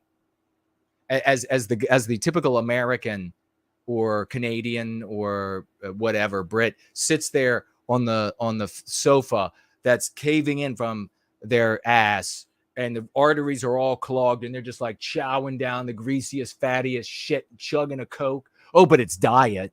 Chugging. Let's get some more of that. Let's get some more. Where's the pizza? Is that what the doorbell? And then they get up. They walk. Can't they? One of these days they're gonna have to fix it so I don't have to get off my fucking ass on the couch and have to go to the door because the Grubhub only brings it as far as the door. When are they gonna have the Grubhub come in and shove it in my fucking face? Don't want to lose my identity as a Westerner. Don't want to do that because then the commies will take over. Are you just absolute dumbass? And it's not only is he a dumbass, but the shit tons of people who watch these videos and they're like, holy shit. Oh, I found Nirvana. They are dumbasses. All right. Then on top of it, one of the goals. Oh my God, there's more. We're going to be getting to dissecting in just a minute. Goals of communism is to create two classes of people, very poor and very rich. Okay, this kind of thing makes me want to seriously like choke conservatives, choke them, the conservative brand. This idea, and you find it all in all Republicans, and I'm going to tell you what, if you find yourself uttering it, that what they want is the very rich and that they want two classes, the commies, and they want the very rich and the very poor. I want you to slap yourself in the face. It should hurt. Because you need to excise that from your thinking and being. No one out there is wanting two classes of people. No one. No one. They look at the environment, the economic environment where things get worse. And then they want to say, oh, it's because they want. That is a consequence of laissez-faire capitalism, or just capitalism the way that we've been forced to understand it, not in the classroom or whatever, that we've been forced to live with it, run amok. That is which is the idealization, the idolatry of selfish, individualistic, hubristic greed over the well-being of people. That's the natural consequence. It's not communism. One of the other things I've talked about, I figured out when I was in junior high school, 11 to 13 years of age, was that the only thing that was holding back the 100% pure pursuit of money was the shreds of what was left of Western civilization, the shreds of it, the norms, the more, because folks, it is logical that if money is your God and that's what you reward in society, that's the system you've set up, that eventually there'll be no concern for anyone else. Everyone else is just a dollar. You look at the CEOs in the businesses now, you look at Big Pharma, you look at Target, you look at Walmart, and you're like, all they care about is money. That's the natural consequence of this system. You know who else will end up just like that as it continues to roll out? Every one of your neighbors. Everyone you know. You too. All that will matter is the dollars. It is a sick system. It is not communism taking things over. And this is a system that the conservatives, they laud. That's all that matters. And so what they're doing here is they are getting the American. And the opposite, by the way, I know I know a lot of people hearing that, or maybe no one else will hear, because they have this dichotomic thinking.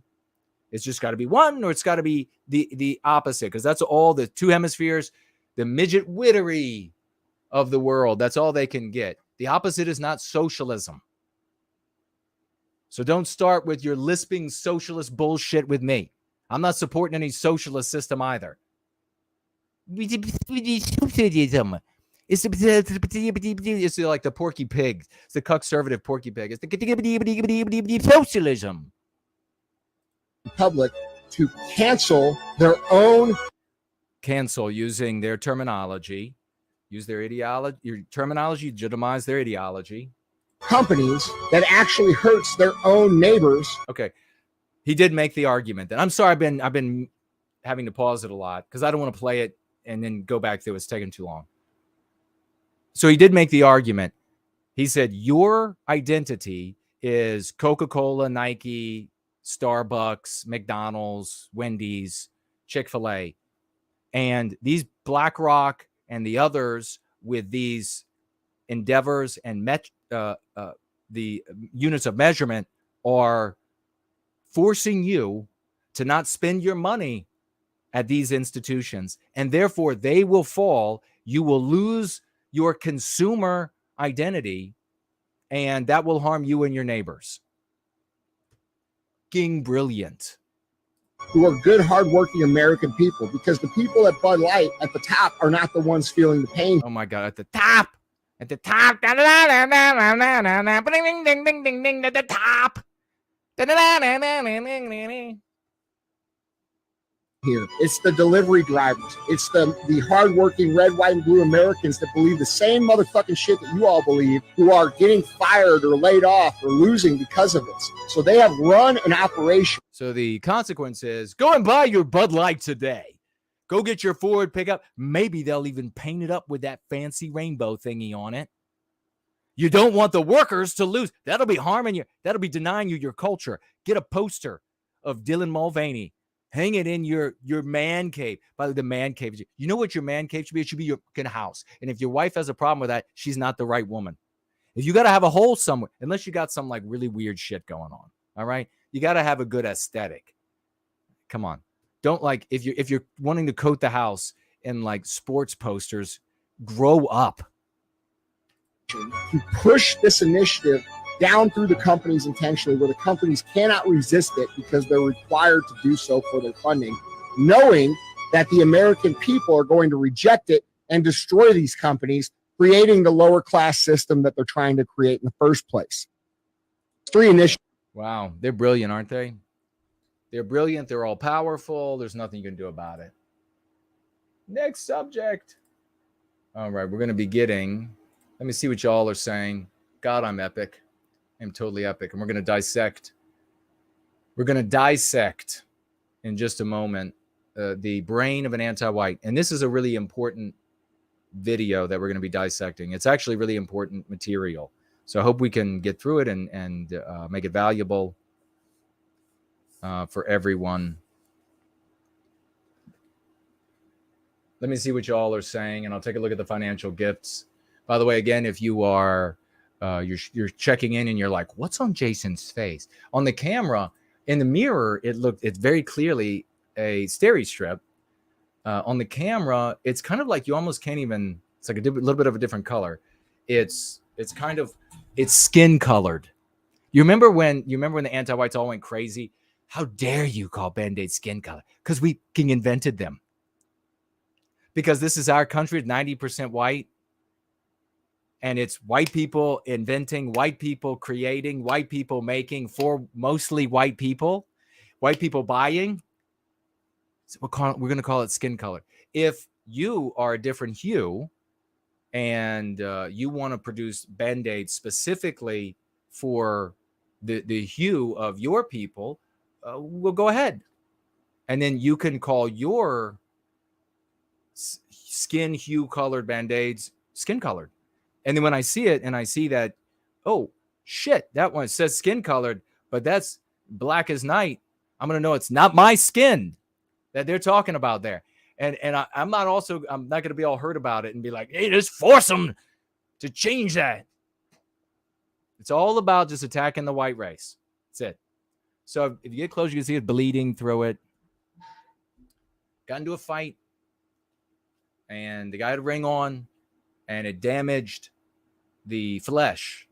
So it not only tore it, but it damaged it in some way. And so it healed. There was a scar. It never really healed. And it kept like acting unhappy. And then I've had several procedures on it to get it to stop, to get it to just be a scar. Just be the scar you are. And maybe that's what we'll have to achieve that this time. Let me see what you all are saying. Roll it up here.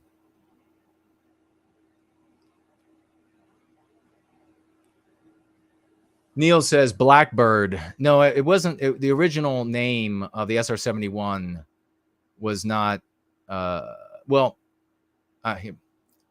SR-71 is the Blackbird. You're right. As they were creating the Blackbird, they made another one first. That was like the pre-Blackbird, the pre-SR-71 that had, I don't know, it had some kind of a weird name. Where are my Air Force people? Sam says, I think Dylan Mulvaney wanted to kiss Drew Barrymore, probably, since he was a kid. Oh, and then Sam says, so did I. He just found a way to do it where no other man could. That's funny. Slots is saying, true, real, based, true. Baron White is with us, ladies and gentlemen. Great to see you, champ. Says, it sure would be nice to float. It really would be. Then all of the midwittery out there, they could finally get it. Like, we could be like, what's the Indian story from India where they fly around on the carpet? Be great. Like, just whiz up on the carpet and say, as you can see, no reason to second guess me.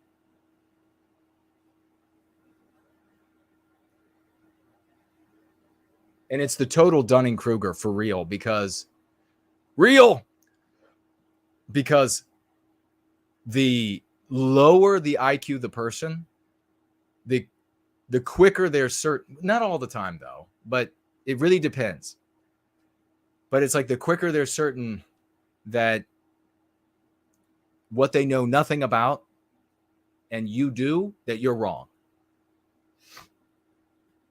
The great Jerome V is with us. Hyperborean Dream is here. Mrs. Jess Horse, great to see you, sister. And a big thank you to Miss Jess Horse and Elaine and the few others who reached out and they were like, please, pray. We're hoping it goes well. And thank you for that. And it's healing well. I really appreciate it. Thank you so much. East Ventone is with us. I can hunt, build fire, shelter, and gather food in the wilderness. I don't need any of those zombies. That's like the song. Was it last week?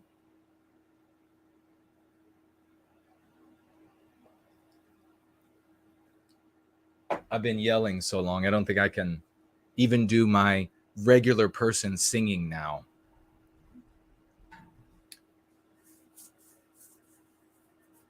Foster says, hello, Jason, and the wonderful White Being Army. Blessing to you all, coming at you from the hills of Southern Oregon. I heard it's beautiful out there. Thank you for being here and saying hello. Appreciate it. Machiavellia Sucks is here.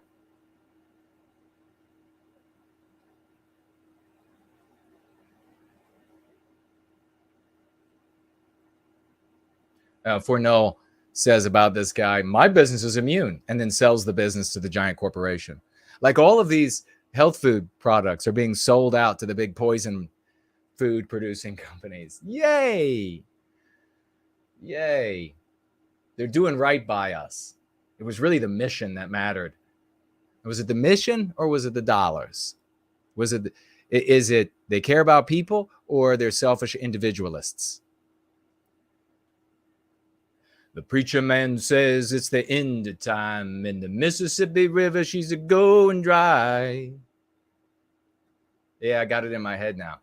The interest is, and this is true, interest is up and the stock market's down, and you only get mugged if you go downtown.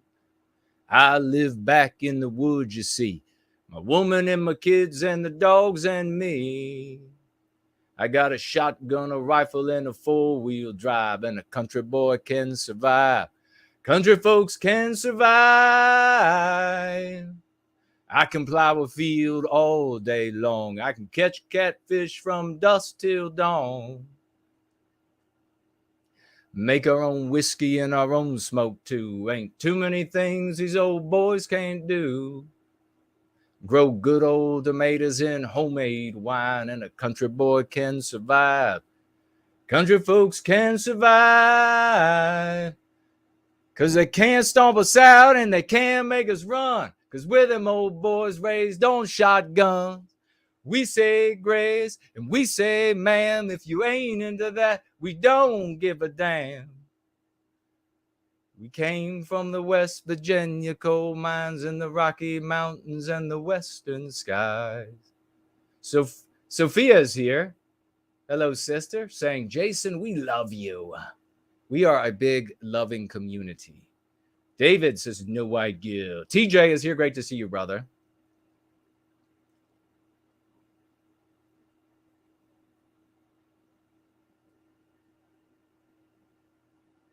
Sloth says he broke out laughing when I live predicted. We have live predictions here all the time.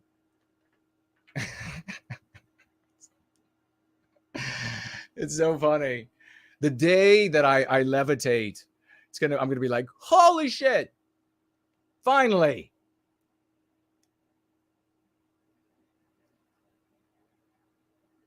Simon is here. Great to see you. You know the song I was thinking about. Actually, let's show you this video. Have y'all seen the video of the 21-year-old female, typical female driver, in my opinion, in Georgia? This is not a devil went down to Georgia scenario. That wasn't the song I was thinking. Let's see. Is this it? I think this is it. Oh, that's terrible. Can I do anything about that? Maybe if I make... Oh, shoot. I didn't mean to do that. Oh. No. Add. Okay. Oh, it worked. Well, it's a little better. Can you all see that screen? So watch this. Y'all see this? These are police officers on the side of the road. Then they're like, wow. Yeah, she hit the ramp of a tow truck that was down. Went a little airborne there. The cops run. This is his camera. He's running over. Of course, he pulls the door up and beats the shit out of her. As she deserves. That wasn't the song. This was the song was just a good old boy. Never meaning no harm.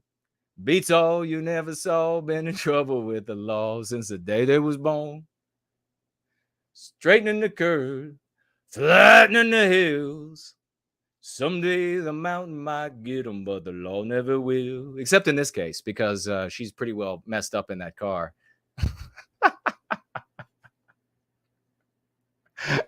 Oh, bitch. Keep your eye on the road. People were like, don't make fun of that. She's seriously injured. Whatever. I'm broke up about it.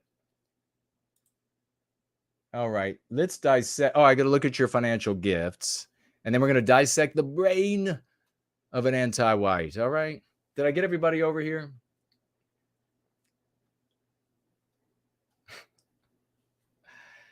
It made me want to stop the video like at the apex, where the car's at the apex, and then start in with like, them Duke boys. Or that's funny as hell. Oh my gosh. It's almost, there's like a part of me though that wishes I was in the car. I don't know. Good crash gear, roll cage, everything. And then have the horn.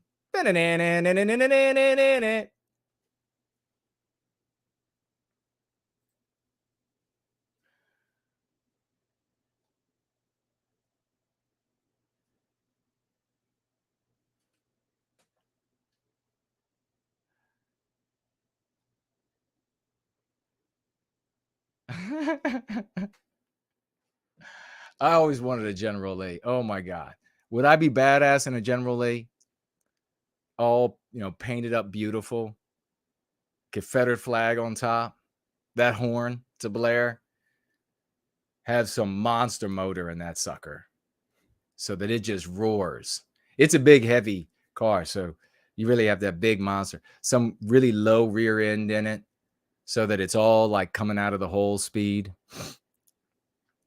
That'd be brutal. It would just be so brutal. And you know what I wanted to do? Never had the money, never had the time, because life sucks when you're a white guy, especially when you're a light-featured white guy.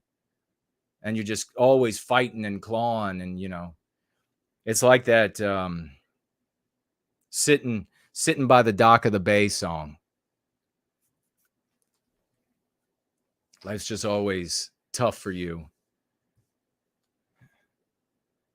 And so you got to be dealing with that. But what I wanted to do was I wanted to run a spark plug wire with a coil down to the exhaust and have a connection for a spark plug to run into near the end of the exhaust.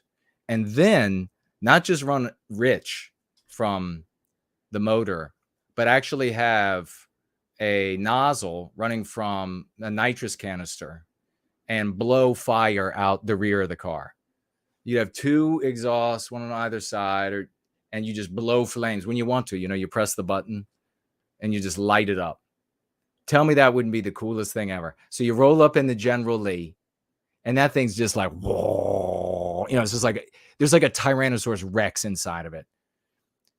And you pull up and people like, hey, man, that effing Confederate flag or whatever. And you're just like, hey, this is what fire looks like.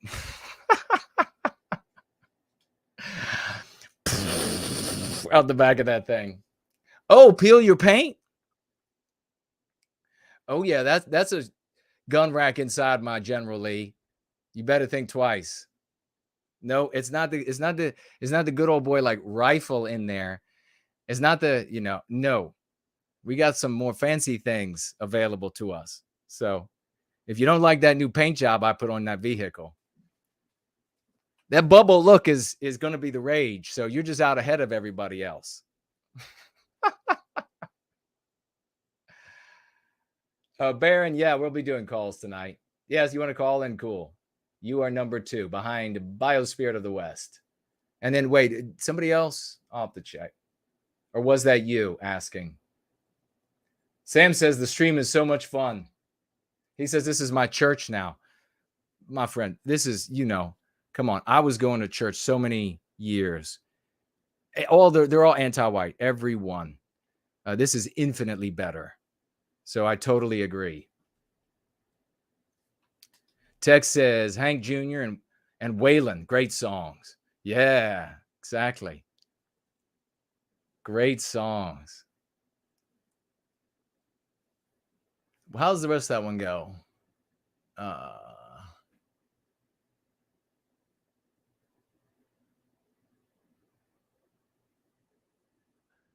Making their way the only way they know how. That's just a little bit more than the law. And then as I get at the end, I'm a good old boy. You know my mama loved me.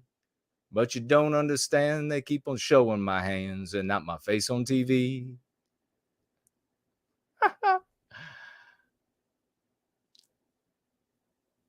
Brant says, I'm posting a Country Boy Can Survive as requested. Yeah, that's a good song.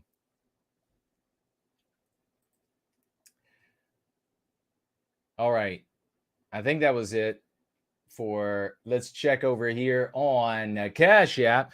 And we're going to be getting, I'm going to put it up. I guess I'll put it up on the screen now. This,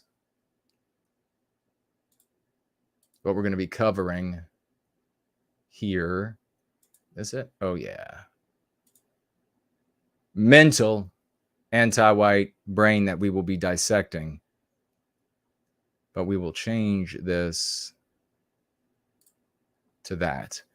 All right, let's get out. Thank you so much. Over here on Cash App, we got the great Yiz the Unifier, financially gifting $1. God bless you, sister. Thank you so very much. And she writes here that entropy was not working for her. It looks like it worked for some others. So I hope there is not an issue. God bless you. Thank you, True Champion. Make sure that, please, ladies and gentlemen, we are all we have. Make sure that you go over to Yiz channel for Discordant Dragons tomorrow, 6 p.m. Eastern Standard Time. Even if you can't be there the entire time watching that great program, it's a lot of fun. It's funny. You'll enjoy yourself if you stick around. I do work while I'm listening to and watching. She shares great memes. It's a heck of a lot of fun. Just make sure you're there and make sure you share. There's no reason why not to.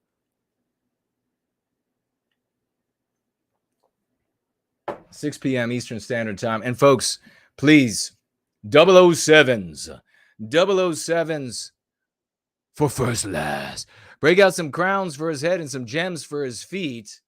95s for the heart of this champion. True champion. You know, he's in service so many ways to white well-being, a good friend, a great man in service to white well-being, financially gifting on this June 4, 100 white well-being dollars. God bless this man. God bless him.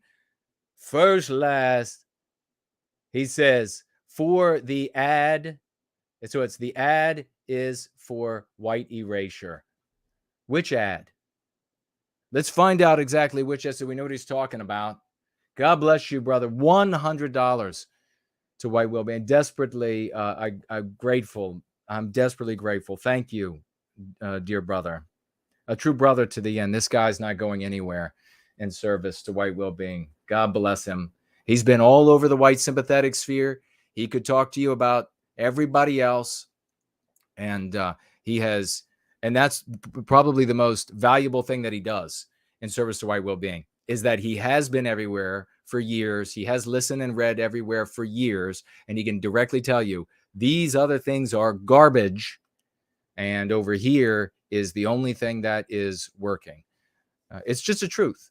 And I'm not going to continue after all of these years of playing well, there are different paths, while people are cussing me behind my back, blackballing me behind my back, while I'm being friendly, while I'm saying, well, yeah, there might be something there. We're going in the general same direction and this sort of thing. While I was doing that all along, these disreputable pieces of shit were blackballing me and cussing me and stymieing me in this community and preventing me from being a speaker and ruining the I wouldn't say the reputation, but sort of the intimacy of friendships that I had with longtime activists in the white sympathetic community, so that they would never, no matter how well we're doing, so that they would never allow me to be seen by their audiences. So no, not anymore. First Last says all ads. That's amen. Every single ad. That's every single thing they do is anti-white first. It's anti-white first. And now you know how to respond to these people who are saying otherwise and why they are saying otherwise. So God bless you. Thank you so much. Thank you to everybody for celebrating this hero. Over on Entropy, keep those raucous emojis going, the fireworks, the celebratory emojis, the seizing emojis, whatever it is, the 07s, keep them going, because, ladies and gentlemen, we have over here on Entropy, Mike, financially gifting 100 US white well-being dollars. No cuckery, no belly aching, white well-being, putting an end to white victimization dollars. Thank you so much, Mike, and we deeply appreciate that over here on Entropy. He writes with this great financial gift. Great to see everyone. 07. Too bad we can't clone your honor roll members times 1,000. We'd have the West sorted out in a week. That's a great way to put it. Yeah. Too bad we can't take these you're right, honors roll call folks and everybody who financially gifts over the course of the weeks and months, because if we did, like you say, times 1,000, could you imagine my take, my awareness, this lens enabled by great wealth? Oh, we would be making an enormous difference in the world, and much. You think about the enormous difference we've made. Think about and are making and will continue to make, even at this level, seriously. But think about how much more. It would be great. It'd be great. You have a ton of money. Find out where like some big content creator that's been ignoring us lives, and then I can just show up while he's at the grocery store and be like, "Hey, cameras rolling. What's the problem? You not like white well-being? You don't want to put an end to anti-whiteism?" We have TJ over here. Keep your raucous emojis going. He hit the $20 mark where we celebrate 07s for TJ, the great TJ. $20 financial gift says for white positivity and white well-being all over the world. I appreciate that, good sir. Thank you so very much. And think of the heart. Think of where that's coming from. Think of where these, and this is what I want. And I'm going to say this right now. I can say very clearly, everybody in the FBI, everybody in the secret police, in all of the Western countries, everybody who financially gifts yours truly is doing so from a position of white positivity. They want the West to be wholesome, safe for everyone who lives in the West, not just for the white race. They want everybody to be safe and happy and have access to our rights and the Western civilization that West men create. That's the kind of people who are here financially gifting and participating. So God bless you, TJ. Thank you so very much. And then, ladies and gentlemen, please, gems galore, gems galore, gems galore for the great Mrs. Jess Horst. Crowns for this lady's head. Although make them light, make them airy, like the elves in Lord of the Rings. Beautiful, airy crowns for Mrs. Jeshorst, who a woman and her husband. I mean, just the heart this woman has for white well-being, financially gifting 200. Please protect the white children dollars. And that's my life. Dedicated my life. Half of my dedication. Thank you so much for being an honorable champion. So much better than all of these spurging, LARPing losers over there trying to steal people from this community to get on these government watch lists. Thank you so much for being a true maiden of the West. $200 she financially gifts. 3 white little heart emojis, and she writes these words, "For you, dear brother." God bless you, sister. God absolutely bless you. Promethean bless you. Promethean blessings to you, Mrs. Jeshorst. Doesn't that sound pretty? Promethean blessings. Promethean blessings to you, Mrs. Jeshorst. What a real champ. Thank you so much. She reached out. She's like, prayed for you and that everything would go well. It was actually, for my part in the process, I had to do nothing, except for not take anything that could thin the blood and all of that. I had to do nothing, sit there. Well, that's not true. I had to go through numerous doctors. I did long research and visiting of different doctors, interviewing them, because you are in charge when you get a doctor for yourself or your family member. You are in charge. Doctor's not in charge. Lawyer's not in charge. You are in charge. They work for you.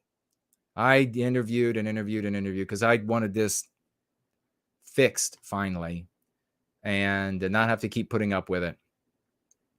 So I had a part to play, but thank you so much.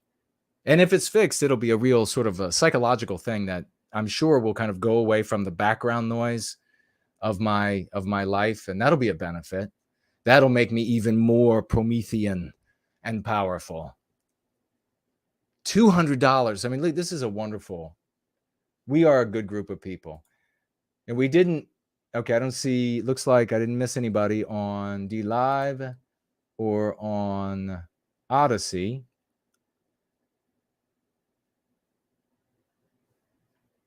So hello to anybody that's over in those places. We wanted to find more people from the explicit white sympathetic sphere. That was the plan, so that we would have a big enough group that numbers-wise, we'd be able to pull people from the white implicit sympathetic sphere.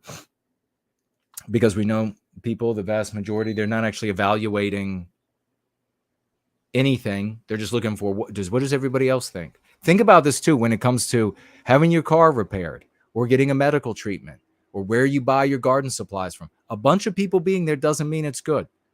It's going to be harder to have to think about everything and research, but that's just what you got to do if you want to get to the truth, if you want to get to what's best for you.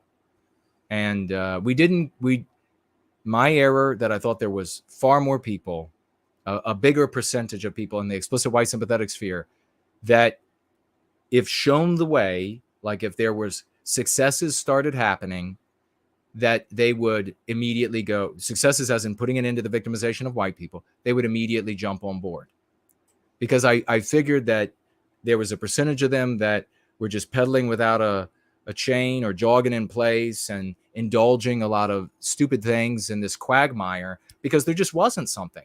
And so I said, as soon as there's something that really works, there'll be this percentage that will want to get on board and recapture our destiny.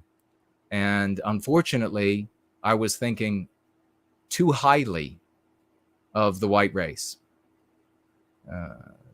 The percentage of people that really have sterling characters and are want to do the right thing and are going to stick to it, stick to their roses, not stick to their guns, stick to their white roses.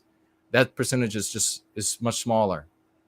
And that's why all the more that each one of you is infinitely more valuable than the others. I mean, they just bottom line, you are better than the others. You are more valuable than the others. I know these other places. Can you believe it? Jason said that the people who are going free are more valuable. Yes, they absolutely are. They are people who are worthy of inheriting the West, and you others out there are not.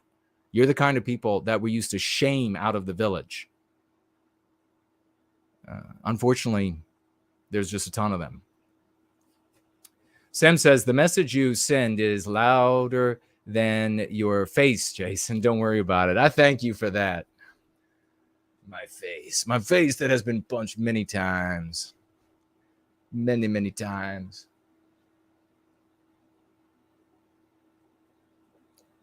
I mean, but in all honesty, you don't want in leadership, like thought leadership or, content or organizational leadership, you don't want somebody who they're just a hothead and all they do is fight, right? They're always just like, it's strikes and fighting, right? You don't want that, because then you're going to get, well, first of all, the majority of those are just tough talkers.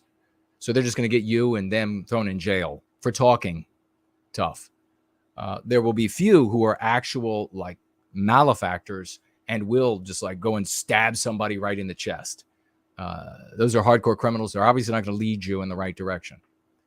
But you also don't want somebody at the other end of the spectrum who, punches like this if they have to fight, right? Who's never been punched, who's got a glass jaw, who just, that doesn't mean that guys have to fight. You don't have to be in a fight to be tough or to fight if you had to. But you know what I'm saying here.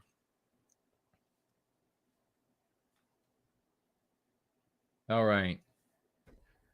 Yes, the Pareto principle our Artificer is talking about, which sometimes is shared as like a 20-80 rule, like 20% do all the work and 20% do 80% of the work and 80% do 20% of the work, roughly, right? Isn't that right?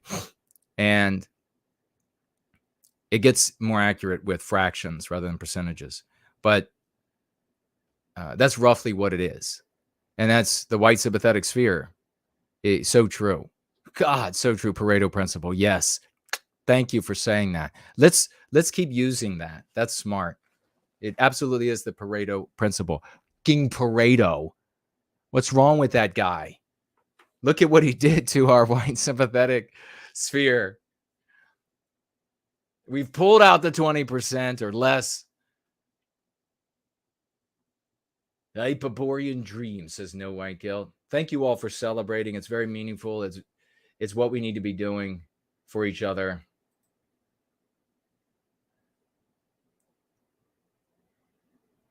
For the great ForNull says, holy mackerel. I am not shitting you. I'm absolutely serious about it. I would have you have like a ForNull. And I can see in my head. You can have a ForNull, you can have a Franklin, you have a Brant Danger, you have a Artificer, I can see these folks watching the gathering, participating in the gathering. That's what this is. This is our going free gatherings. We have gatherings. We don't have a show. And each one of them is seriously like hundreds of others in the white sympathetic sphere, explicit and implicit. They are the value of hundreds of them. Very valuable. I value every one of you. And talk about a valuable member of Team White Wellbeing. Reptile has just shown up. I thought I felt the sun tethered to the west. Our hero has returned. Thank you so much, brother. Kuna doesn't heal. Kuna doesn't heal. He wills the cells to get back in line. That's right. That's right. I'm just like, get in line. No messing around. Linda's here. Great to see you, sister. My father, construction worker. Many of you have had construction worker fathers. And he would come home I can remember sitting in my high chair. And this was funny. As a little baby, I demanded Now, I'm not telling you this as it was a story shared to me. I remember I was like, I have to be at the head of the table. I have to be at the very head. And so they were like, fine, we'll put your high chair. And my high chair was made, it was wooden, and the whole thing was wood. It wasn't something that sat on a chair. It was a whole thing nicely made by an uncle, woodworking uncle. He made that. And I sat in this high chair. And I remember my father we'd sit down at dinner, and he would have, from that point that I can remember back in the high chair forward, like he would have severe wounds held together by duct tape. Now, I'm not suggesting don't do that. He did other things that were very like, separating the men from the boys kind of a thing. And things that I thought were like Bravo Sierra stories until later I found out that they were actually real. Like he had lacerated his forearm open on the job and was bleeding profusely. And the guys that he was in charge, and the guys, they were like, holy shit, we should leave. We should, quit for today. And he was adamant that whatever they had to do that day get done. And I guess they were trying to go home. I think it might have even been on a weekend. And he packed the wound with grease, with automotive grease. And he said, there, it stopped bleeding. Nobody can go to their cars. That actually, it could have, I'm sure that could have like killed him somehow. Don't do that. But when you grow up in that kind of environment, you don't become a C. You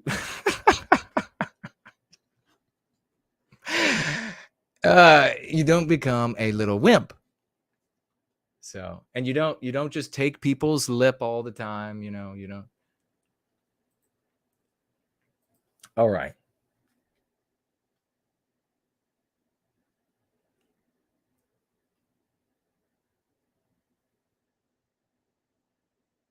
So let's see. Looks like we have everybody here, and we'll get started on this dissecting.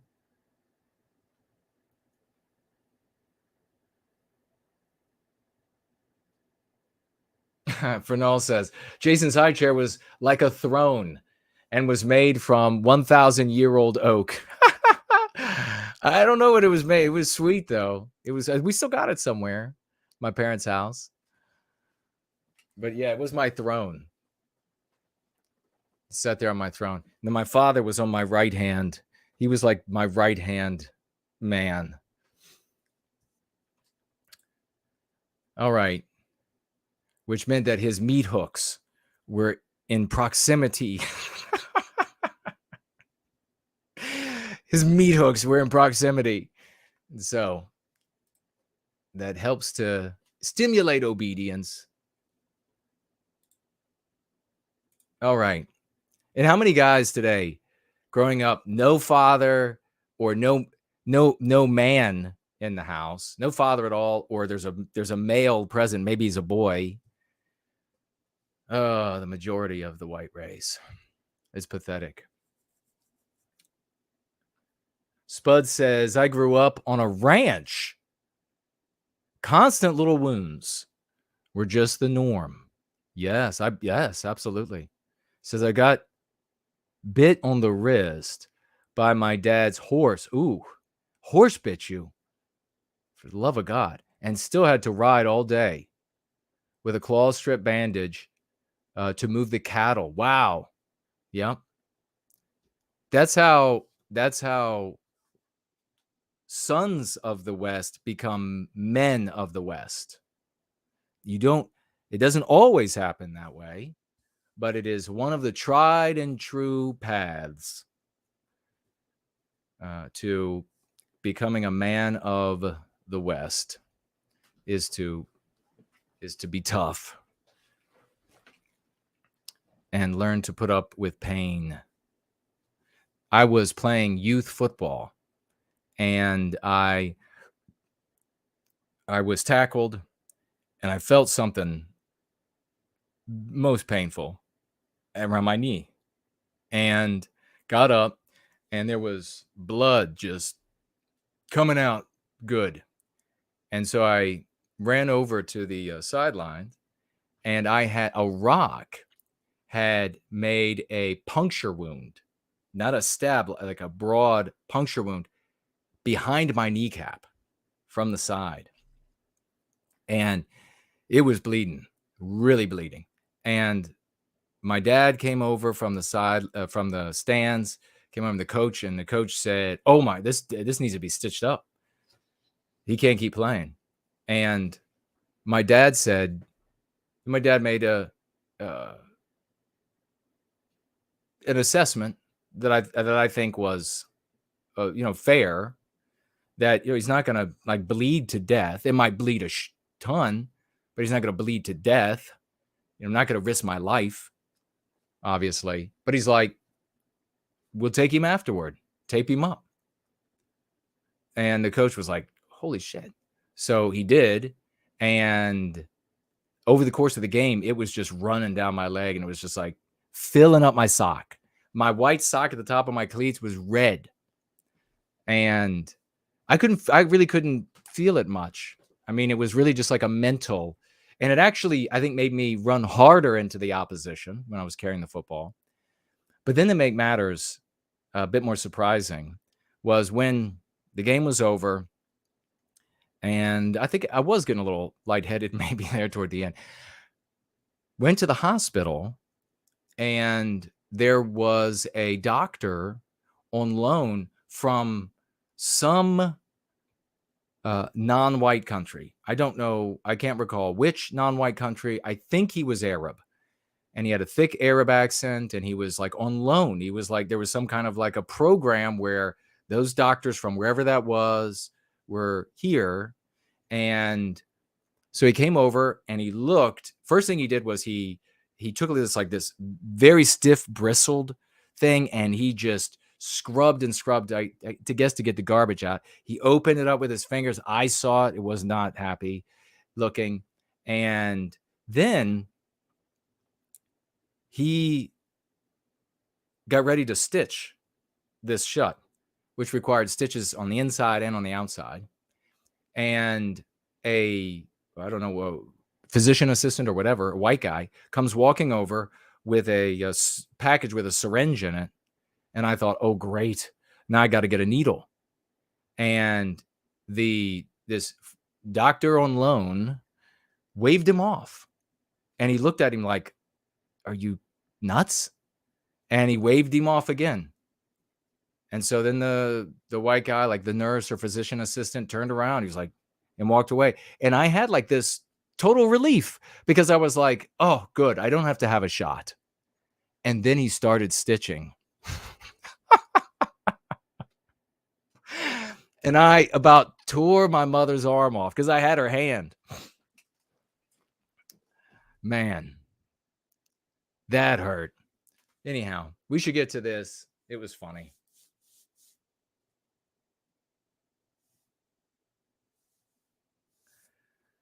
Franklin said, Frez, place a No Wine Guild business card on the table and do the nay-nay. I don't know what that is. Vase of Flowers says, well, it could have been an Israeli, maybe. But he waved off the numbing. I didn't know what kind of stitch it was. I was in Pee-wee football. I was a little kid. I just knew it was a shot. And I was like, oh, God, I got to get a needle. Yeah, I got a needle, all right. The fishhook one that was going through.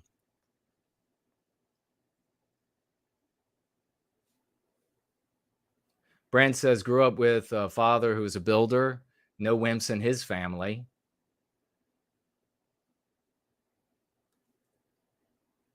Azimut Clark is with us. Great to see you, brother.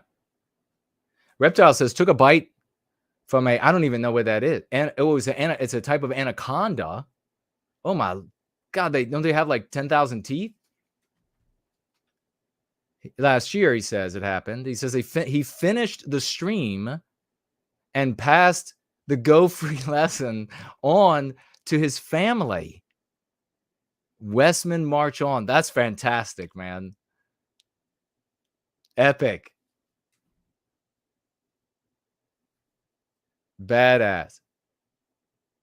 Oh, Brant said bull rider.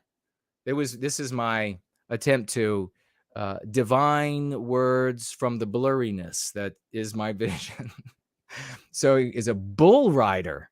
Holy moly.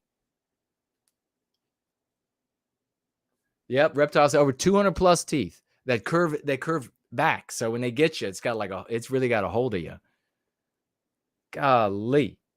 All right. Let's get into this. This is where we got some good education. We're going to come from this. And we're going to have Anna's going to swash through here very shortly. So don't go anywhere. We don't want to have, we got a powerful community. It didn't end up being what we wanted from the white sympathetic sphere. So, but it's okay. We got the best, and that's what matters. So let's listen. Tell me if you all can hear it okay. Oh, it's over here now. So this is I think it's a non-white anti-white guy. It is a non-white anti-white guy from the beginning of it. And it says there on the screen, if you can't read it, do you know why Republicans and a large portion of white America, so maybe this is written throughout as he talks. Let's watch. Why Republicans and a large portion of white America wants to get rid of critical race theory? Okay, can you all hear that okay? Why Republicans and a large portion of white America want to get rid of critical race theory, CRT, which is a name given to teaching anti-whiteism. Absurd to focus on CRT when anti-whiteism is taught in everything, everywhere. Right? So let's continue. Sound is right. Okay, good. It is not for the reasons these far-right extremists would have you believe. Not for the reasons the far-right extremists would have you believe. Radical Republicans like Florida Governor Ron DeSantis stated banning CRT would serve students with the facts rather than trying to indoctrinate them with ideology. Okay, so we've talked about DeSantis and this ban and how poorly it was named, how easily it will be circumvented by anti-whites. And could you imagine a law that says that, well, we're banning CRT, and isn't it just for like certain ages, or is it all ages? But anyhow, it's going to be very easy to anti-whites to make an argument taking down this law to say CRT is wonderful. It's not it's not harmful. It is positive for non-white people. It's positive for all doers of justice. And so you see, if they had named this the banning of anti-whiteism in school, it would be much more pervasive. I mean, all educational material would have to be changed. But imagine then writing a law to combat the removal of anti-whiteism, saying that anti-whiteism needs to be in school, because that would be the ipso facto position of those contradicting. Very easy to come back on CRT. Much more difficult to come back on a ban on anti-whiteism.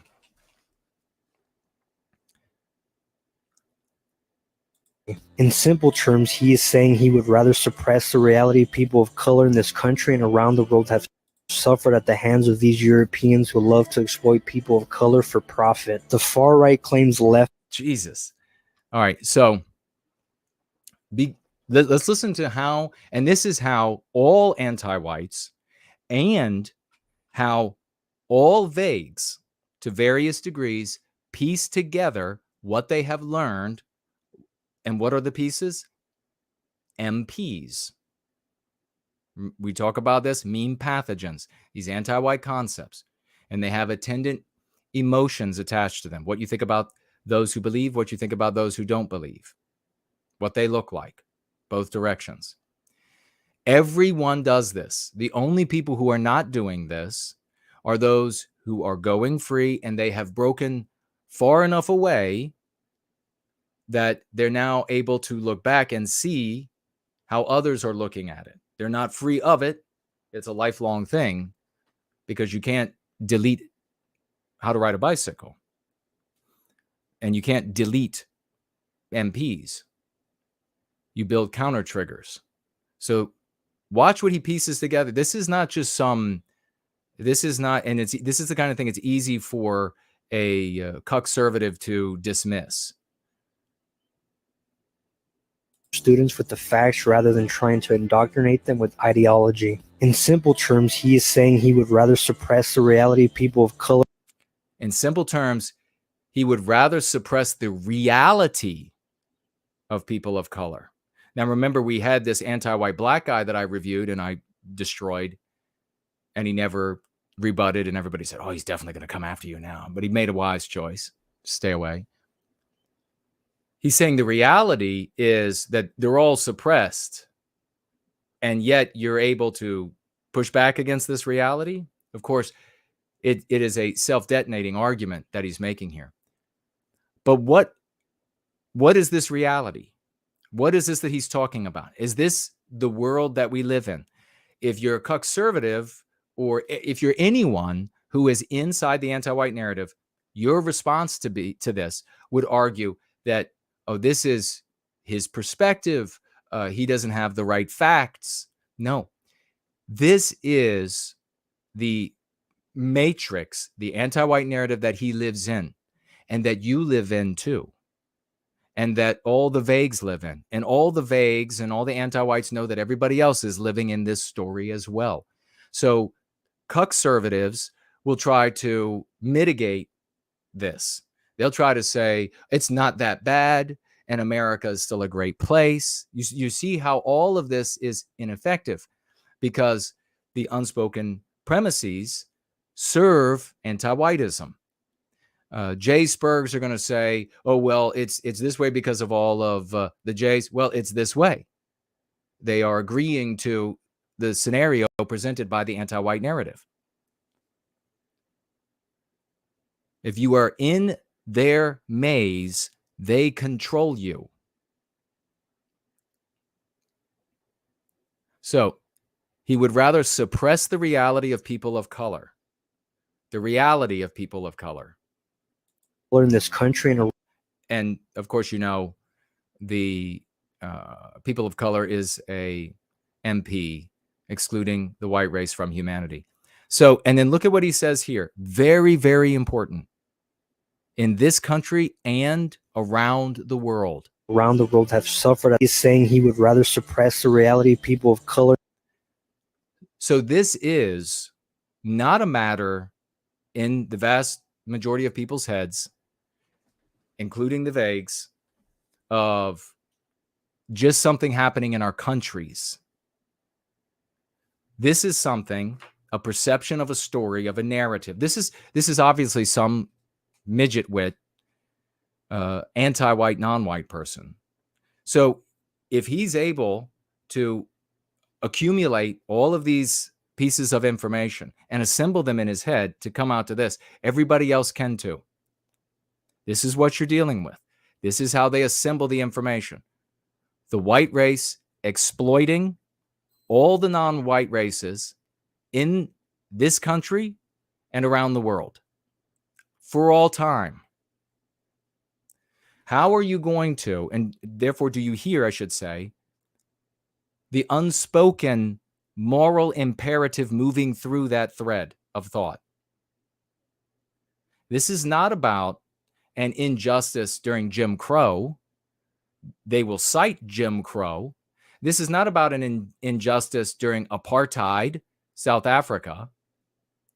This is an all-time victimization of non-white people by white people that needs to be morally righted.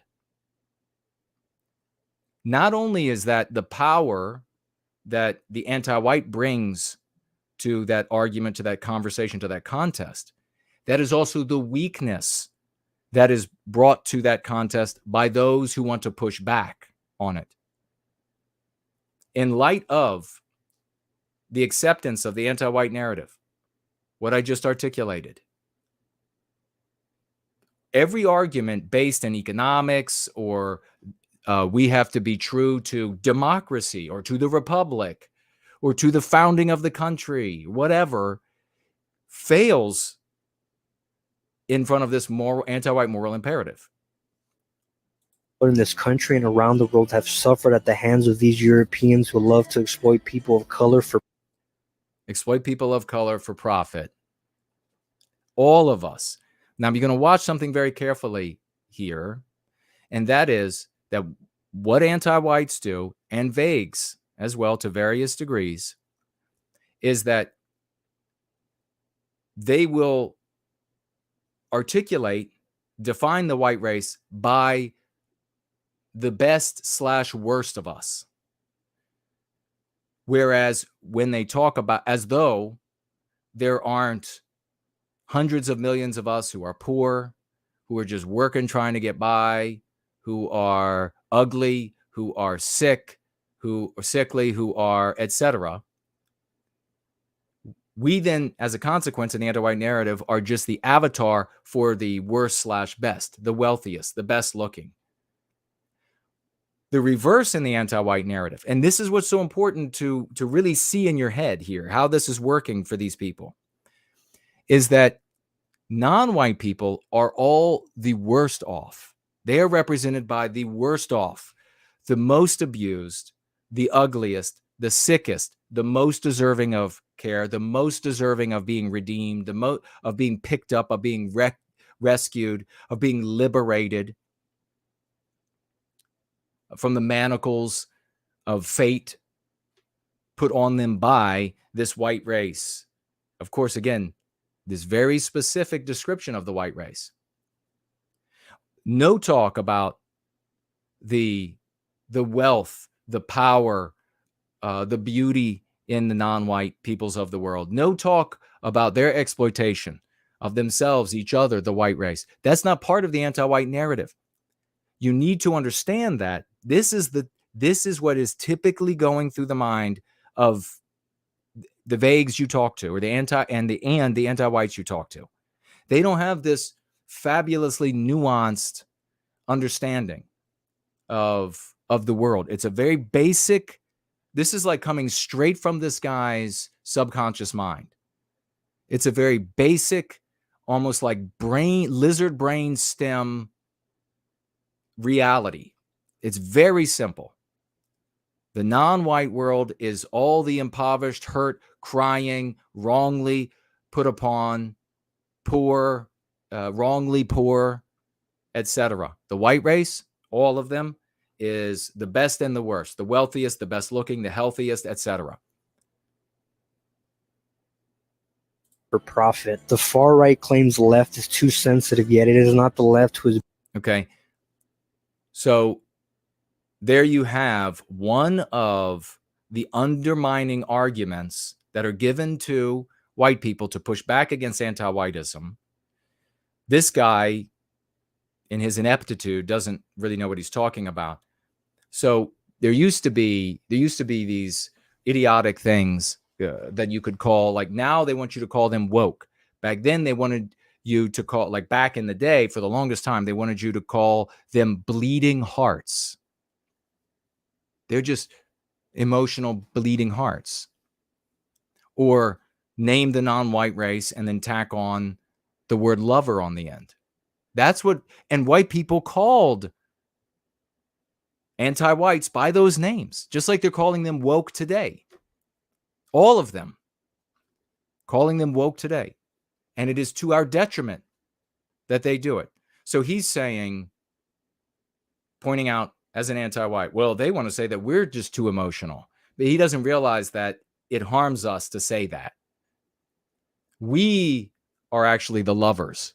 They are the haters. They are the murderers, the anti-whites of all races. They are the ones who are biologically white erasing us, physically, emotionally, psychologically white erasing us. We are the ones who come to this with emotion, with love, with passion. Banning books, words, and history in order. The right claims the left is too sensitive, yet it is not the left who is banning books, words, and history in order to not hurt their white fragility. Okay, so there you heard the use of this meme pathogen, white fragility, which of course means that white people are complaining about our victimization. And that's something that you can just hit the anti-white or the vague right in the face with metaphorically. You don't want me to complain about the victimization. White fragility automatically implies that there's been victimization of white people. All right. And it's a reverse psychological trick to get you to tolerate our victimization because you're proving how tough you are by doing so. It's so sad that I can't float because white people need to be listening to Team White Wellbeing. Of course, you'll be tempted here to argue, well, no, it's the don't even do it. Don't even say left who bans the books, because no, in the anti-white narrative that people live in, which is everybody, it is the right wing that bans the books. So that's happening in all of their movies, in your movies, your sitcoms, etc. If you argue that, no, the reverse is true because you have a data point here, a data point there, you're going to fall into a debate that doesn't serve white well-being. And they're going to say, I have a feeling built up over time that it's you all who bans the books, and everybody knows that. And that feeling comes from their movies and TV shows and books and magazines and etc. And you cannot argue a statistical reality or an observed reality against somebody's fictional reality, because the fictional reality is every bit as real as your data. Let's continue. They are afraid their children and ours will learn the disgusting truth behind their ancestors. Could you see this right here? That, of course, is the painter in Germany, black and white footage. Anybody opposing, and this is everything I'm saying here is for the purpose of pointing out, highlighting that here we're talking about the typical understanding of the world, 100% by anti-whites and by all vagues. So that's why I'm stressing this. To understand this is to better understand who you're trying to bring over to white well-being, who you're trying to undermine, who, when you get into a debate or an argument with an anti-white, this is what they see. That if you are not opposed to white people, if you're not anti-white, you are this. And what is this? Does this have anything to do with the painter in the real world? Not at all. Does this have anything to do with Germany at that time in the history? Not at all. So does it make sense then to say, I've done some revisionist historical work and I want to tell you what really happened?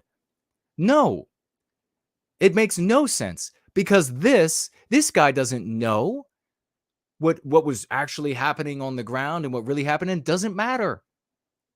This is a phantom in the anti-white narrative that has some connections to the real world. That's it. You can't debate their fantasy. That's like trying to go to an insane person in the asylums where they used to exist and trying to tell them that their delusions are just, it's fake. That's not how it happened. That's not what's really going on. Outside's not actually made out of marshmallows. I can prove it. This is the reality in the anti-white narrative. And I teach you this in Crucible. I talk about how I figured this out in my head. This just became the devil. There's no deep research, hard research to find out exactly in the nuances of war and personalities, and there's none of that. There is a very simplistic agenda. This is the demon, as I pointed out in Crucible, that they claimed was representing white people. And therefore, if you cared about white people, you were just like him. And what did they do? Well, they tried to kill the world. Don't tell me. Well, no, they didn't. Don't tell me what their real plans were. Don't tell me if they were good people or there were some good people and some bad people. None of that matters. None of what you think happens matters. You see how it works right here. I mean, this guy did us a big favor, whoever this person is. And we can thank Mestizo for sending me this. Crimes against humanity. These white supremacists want our children to believe that America and white people are the pinnacle of excellence. Okay. Where does white people, where do white people say anywhere that white people are the pinnacle of excellence? We have our preferences, and like fans of a sports team, we love ourselves. We love what we produce and what we do. We love Western civilization here in white positivity. We acknowledge that there's no cosmic metric stick that says there's one culture better than any others. We do note that people point their feet here rather than the feet pointed to the Middle East or Asia in the same numbers, Central South America. But we love ourselves. You have a character in the anti-white narrative that is a white supremacist. And then you have people in the white sympathetic sphere, primarily J-Spurgs, who were just subversive gatekeepers to truly ending the victimization of white people, who will adopt what they say in the movies and television shows that the villain is supposed to say. And then they'll go out and say it. All of that focus is harmful. It's a caricature that doesn't really exist, but it does exist in the anti-white narrative. So you can see how fantastic the story is, and that you're dealing with something that is in so many ways so unrelated to the real world, that if you don't come about this outside of that narrative, you haven't a hope in hell. They want us to believe that we are the criminals, murderers, rapists, and thieves. Okay. Where's that coming from? Not in the movies, not in the TV shows, not in their books. That's coming from white negativity. And I was on the phone with Rapunzel. I got so livid talking about this, not at her, but about this. I posted a video about, and so the response to this is not, well, let me show you the data. That's not the response. That's not the right response. Because to them, you can never win the argument, and it won't benefit you, and you won't change anything. This is what made me furious. I tweeted a video of what seemed to be a white guy walking down the street in whatever city. I just tweeted this. And there was an anti-white black guy walking down the street, very clearly black. And he comes up to him, grabs his hand, wants to rob him, and he does end up robbing him. Punches him in the face so hard that I think he had like an e-cigarette, and it shot across the parking lot in the video. You see it shooting across like dozens of feet from his face. That's how hard he was hit. Punched in the face. Probably knocked teeth out, broke his jaw. Then proceeded to beat him until he was unconscious, stomping him in the face, and then kicked him again in the face, then went through his pockets and left with the money, walked right off with the money. And typical, true to form, I had guys immediately pop up in the thread there saying, this won't happen when they're gone, meaning the black race. This won't happen when we get rid of them, meaning the black race. I'm not going to fulminate like I did last night because I don't want to take that much time. But I was boilingly mad because white people have been not caring about the white victim forever. And that's why physical anti-whiteism is never arrested. That's why there is no pushback on it whatsoever. That's why more white sons, fathers, brothers, nephews, cousins will continue to have that exact beating happen to them. I'm trying not to get really, sharing a white negative wish is garbage, and it makes you filth. because you're doing nothing to end the victimization of our people, nothing to prevent that from happening again. My thoughts immediately go to the white guy in this video with the broken jaw, knocked out teeth, broken eye orbit, broken, maybe blinded by bones pieces, fragments, broken nose, broken cheekbone, probably defecated and pissed himself from the pain and the terror. He'll have to live with these injuries, live with injuries from fights rest of his life. This wasn't a fight. He was just had the piss beat out of him by a much stronger bastard, anti-white bastard. And then there's the psychological element. Waking up, the fear of those moments. Was he going to be murdered? Was he going to be maimed? How bad was it going to be? Trying to stop the foot that's kept stomping him in the head. Waking up in an ambulance or at a hospital where they're cutting off his clothes, piss and shit stained clothes. And then other people and the indignity of these other people having to clean the piss and feces off of him. And those hours and in the hospital, not knowing what's going to happen next to him, having to go in for surgeries. The psychological trauma from this. The response of, well, it's just this group of people acting like that group of people deserves to have you fucking hit in the fucking face. All right. I'm going to try to stop. I'm going to try to not lose it here. Everybody doing something like that is a fucking loser. Everybody talking about, well, if they weren't here, or well, it won't be a problem when we get rid of them.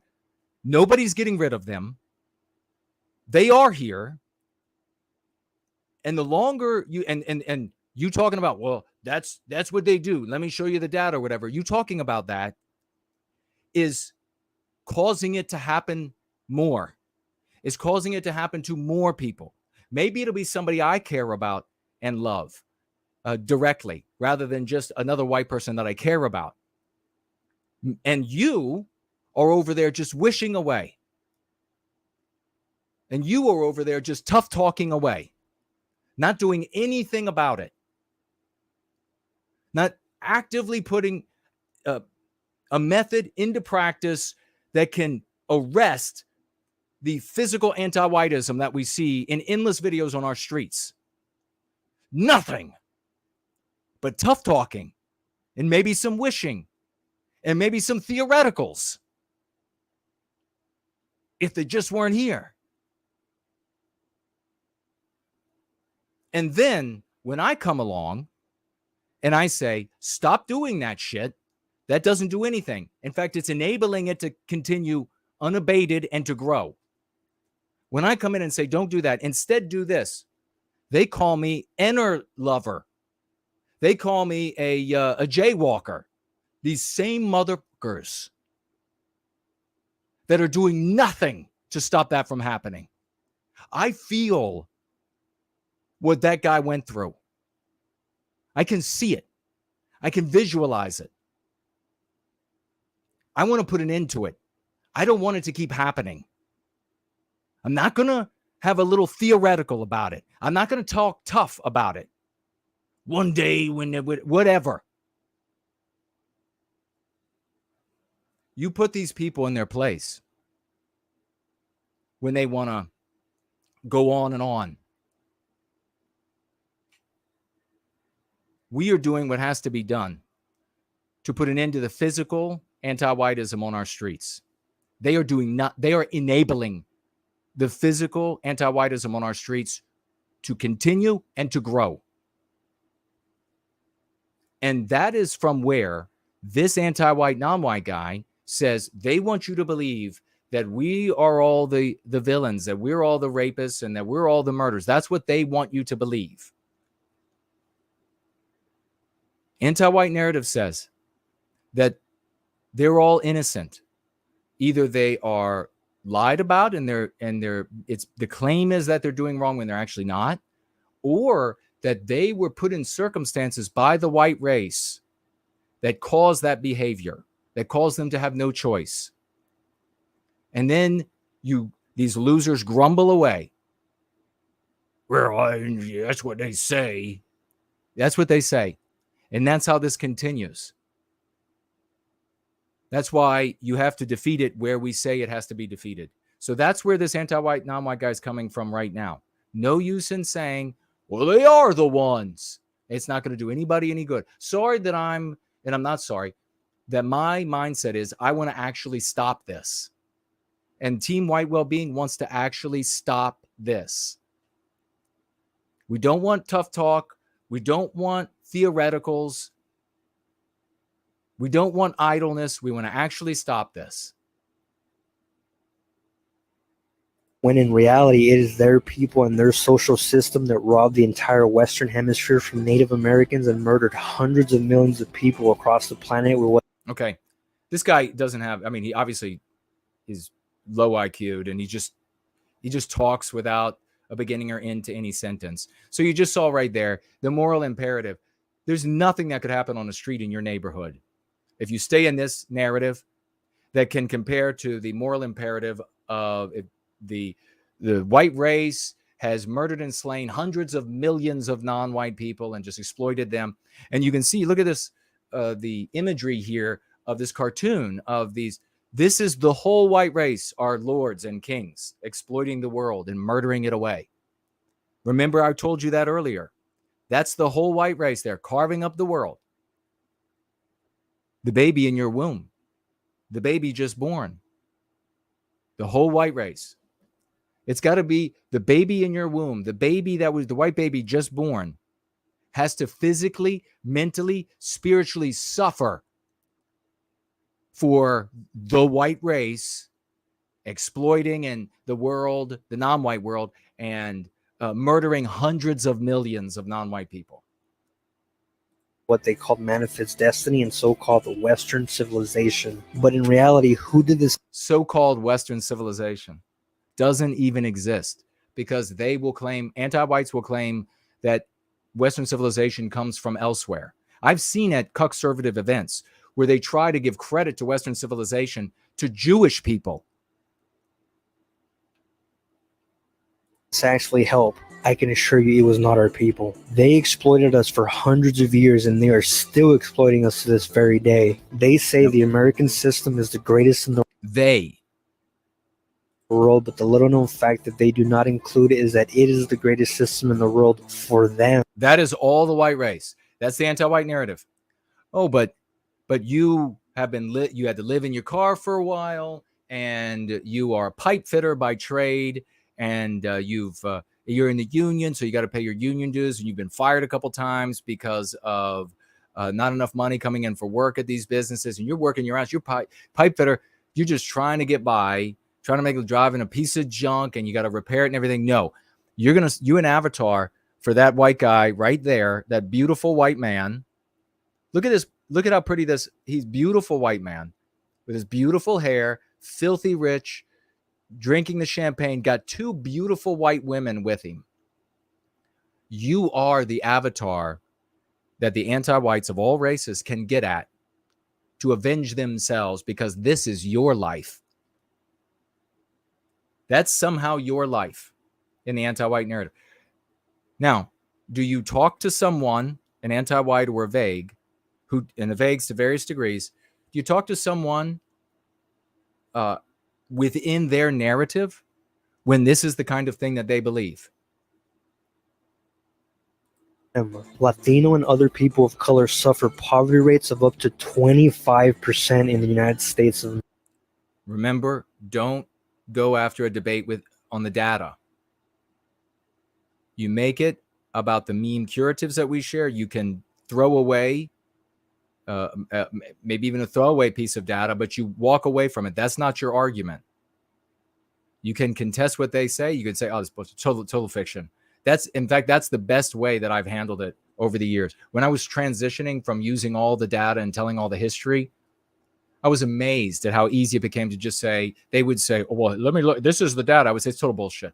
Advocacy research, you're making it up. It's total garbage. And then move right along. America. They claim white privilege does not exist. And I would also say, by the way, and we'll get to this, I would also say, by the way, I don't even care if it's true.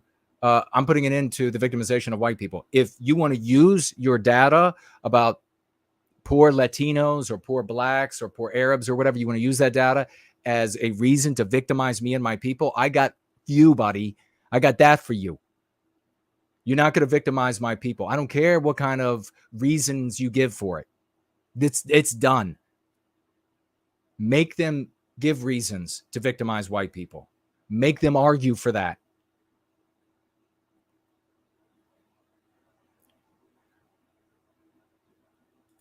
Claim institutional up to 25% in the United States of America. They claim white privilege does not exist. They claim institutional racism is a myth. Okay, so you see how powerful it is for him to attack the denial. So you can see that the denial is weak. We're going to move along a little quicker. I want to get to Anna next, and I will send the link so we can have her swash through for 10 minutes. I thought I had it up here. Let's see. Oh, no, I got it in the phone. That's right. All right, we'll keep doing this while I... Yet it is our people who are in prison. It is our people who are homeless. It is our people who are... Our people who are in prison. Resist the desire to say they're breaking the laws. Just generally. So, okay, so you're going to victimize white people because there are Latinos in prison or blacks in prison or whatever. Hard and remaining. But the important thing, the reason I'm pointing it out, is that this is how it goes through their minds. There are white people out there who are, the vagues out there, who are of the mindset that that's indeed the case. To various degrees, that, well, they're being incarcerated when they shouldn't be because there's this oppressive system, but America is still great, and we've got room to grow. We've got room to make it better. Right? Don't fall for that.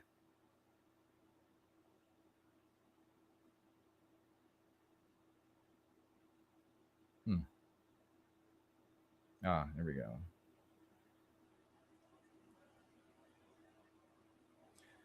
Yeah, Anna, you could use that photo. I'll send over the link now. And then you can join, and I'll bring you forward in a moment for the swash. Crushing poverty. They would have you... So you're in crushing poverty because you were allowed to come into the United States and work and displace the workers here. Believe the reasons for this is... So, but what's the real relevance? I'm trying to hurry up. What's the real relevance there? It's that if non-white people in the anti-white narrative are in poverty, that is prima facie evidence that white people are benefiting from them and victimizing them. That you are exploiting them. This is the anti-white narrative. And then back to this again. It's because they're somehow superior. How many white people do you know would fall into this argument right here and start saying, well, we developed the whatever? Because they are somehow superior, but history says a much different story. They were the first to commit all these terrible crimes, and now that they have all the wealth and created a system that keeps them on top, they blame everyone else for this.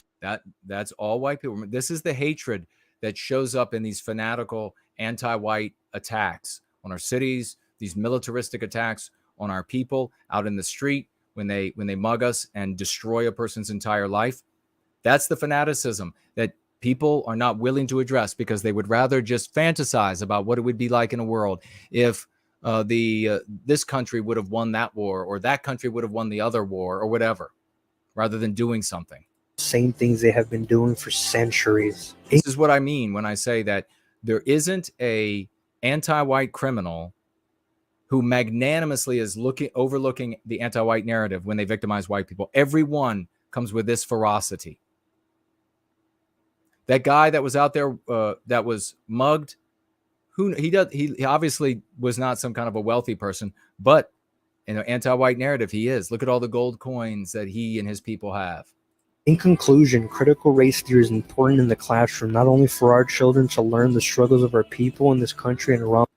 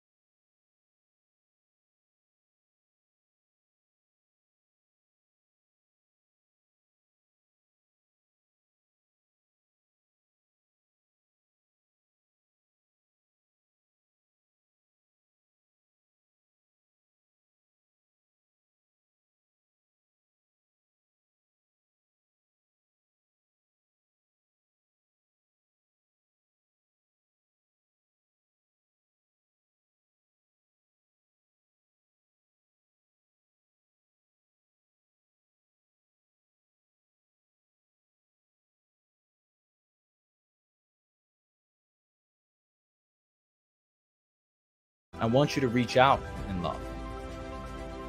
I want you to let those brothers and sisters around the debates, let them know that even though the anti-whites wield so much power, that we are winning every contest with them, and that it's only a matter of time. Tell them that they can be more than they are. Tell them that they can stand up for Western kind, Western civilization, and everyone who lives in Western civilization of all immutable characteristics. Tell them that there's a way that they can stand up for it in love, with the moral high ground. Be gentle with them at first. Coming out of a story that you thought was the real world is one of the hardest things that folks can do. If you go there with a true spirit and a true heart, with humility, you're going to win more souls than you'll ever turn away. And in the end, all of that will redound to the glory of our people and the reclamation of our destiny.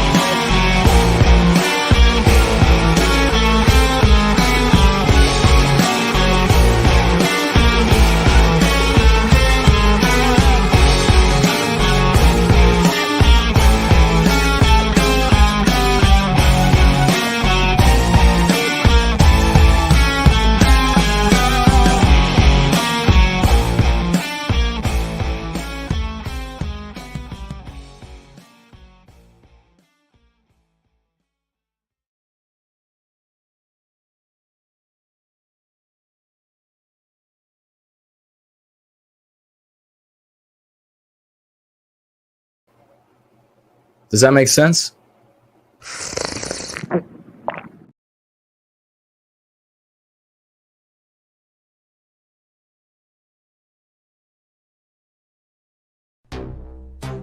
A seasonal contest pits two competitors in a fight to the finish. But nature interrupts their competitive bloodlust with a terrifying surprise of her own. Fueled by whimsical memories of youthful vigor and black box pharmaceuticals, Roth protects himself and his work with hate, the good kind, and high-powered firearms. His adversary, Lucifer, brings little more to the contest than a spade and dismissive, self-righteous contempt. Residents from several neighborhoods gather. A pharmacist is belittled. An old man's sanity is questioned. Somali immigrants celebrate. A Seminole family's revelation is revealed. And a bloody contest none could have predicted. Does that make sense?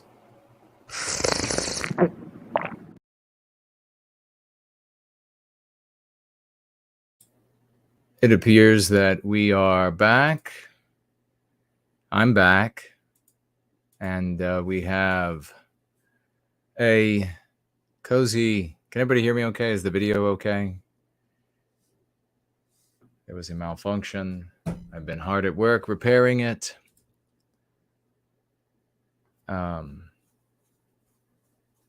Since everybody left, I don't want to have Anna come on now with nobody here. And then also the calls with nobody here, because I want people to hear what folks have to say. So I'll just see what y'all are saying and see if there are any financial gifts.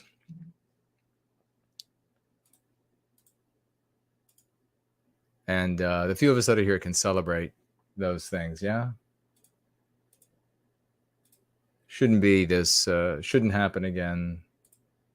This was not me or my equipment. It was the actual provider's equipment. So nothing I can do about that. Good to see everybody here. If you can hear me, let me know.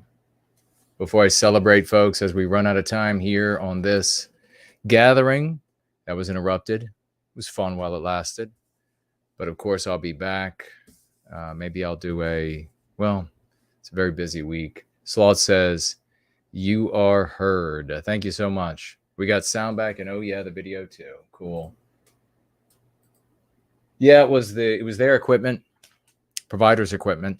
So nothing I can do about it. In fact, I stay ahead of this sort of thing by having them update things beforehand, but the equipment still failed. Let's get out some raucous emoji, some celebration for we have over here on Cash App.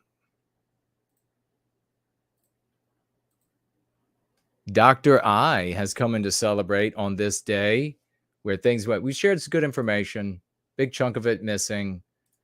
Dr. I financially gifting $25. I don't know if I should, maybe I'll read these now, but then we'll celebrate them again maybe next week, because what is there, like 30 some of us here? But Dr. I, $25. I bless you, sir. $25. He says, sorry, brother, missed the show. God bless you, sir. Well, God bless you, brother. We also have a $25 financial gift, and we'll be celebrating these again next week. From Maki, $25 from Maki. God bless you. Thank you, brother. 07s, doubles. Thank you all for the few that are here for celebrating. Maki says that Mestizo guy was a criminal coping. Criminal coping. You mean the guy in the video? Thank you for that. We have I Love Jesus Christ, $10 financial gift. Thank you. Thank you so very much. And I Love Jesus Christ says for white well-being. Bless you. And we also have Western Kind United at $5. Thank you so very much. Saying for white well-being as we witness the bottleneck. Yes, so true. Very well said. we'll be celebrating these again next week, and trying to stay ahead of these things. Trying to stay ahead of these things from happening by being in touch with the provider and the equipment that they use, and the equipment that I use to prevent this sort of thing from happening. And it still happened. We also have a financial gift from the great Dude Bro Moment. Please, crowns and gems. You know what Dude Bro Moment has done here. He's done $50 financial gift. God bless you, brother. Thank you so much, so very much for that. DB50 coming in, and he writes, for white well-being, Kip. Keep it Promethean. Keep it pristine. Amen to that. Thank you so very much. And again, you know, I've been gone for a while, so if you can see this and you haven't seen it, this is a Steri-Strip over a surgical procedure, stitches, and it looks like D-Live is blank, and looks like Odyssey is blank as well. Thank you all for being there. Well, we're in the final couple of minutes here, and to celebrate everybody who financially gifted here, and then I'm now back here at the end. God, I got to tell you, it was crazy with the voice automated thing, and then it kept resetting. They're having problems of their own, and kept resetting, and then finally got a guy on the phone. It was actually a very nice guy, Indian guy, very nice guy. He got right to work, and we were resetting, and then he was adding updates on software because it was their issue, their equipment. So nothing I could do, I'm afraid. But I will be back definitely on Sunday to when we have everybody back to celebrate the financial gifts, and to have Anna on at that time. So Anna, if you're hearing me, I'll send you a message either way. But if you're hearing me, then we will have you back for a swash through next week on Sunday, which will be totally glorious, and very, very interested in the work that she's doing. Very excited, exciting, and thank you all who stuck around. Everybody who stuck around through the absence while I was trying to fix things. So if there's anything that I absolutely have to tell you all before we go, I'm going to mention again next week, we have Cindy's remarkable article that she wrote. It's a wonderful thing that everybody should be reading. Cindy's article that is over there on Quora, Biosphere of the West, Quora. And if somebody has the link for that, they can share it now, or I can share it later. And we also have Final Blossom's magnificent article that everybody should be reading. And also, you can find the link to that on Biospheres of the West, Quora, and we will get to that as well. I also have a piece of mail from Randy. We'll save that for next week as well. Nothing like having the middle of a stream when you're really rolling, you're dissecting the brain of an anti-white. The equipment goes out. But that's what happens sometimes. It's just the way it is. But we'll definitely come back. So big thank you to everybody who stuck around now. Very cool of y'all, folks who stuck around waiting to see if we would eventually come back. And the whole time I was like pressing. It's funny too, because I would get these people on the phone, you know, and they always want to try to sell something. And I was like, let me sell you another upgrade. Let me sell you another. And I'm like, I'm working. Let's make this work right away. No, not buying anything. Don't want to hear the pitches. Western Kind United says, absolutely, brother. I wanted to hear the end of the disassembly of the repugnant anti-white. Thank you for that, brother. Sloth says, astounding, brother. Going back live just to show you can and say goodbye. Yes. Yep. We're not going to just disappear. If there's anything we can do,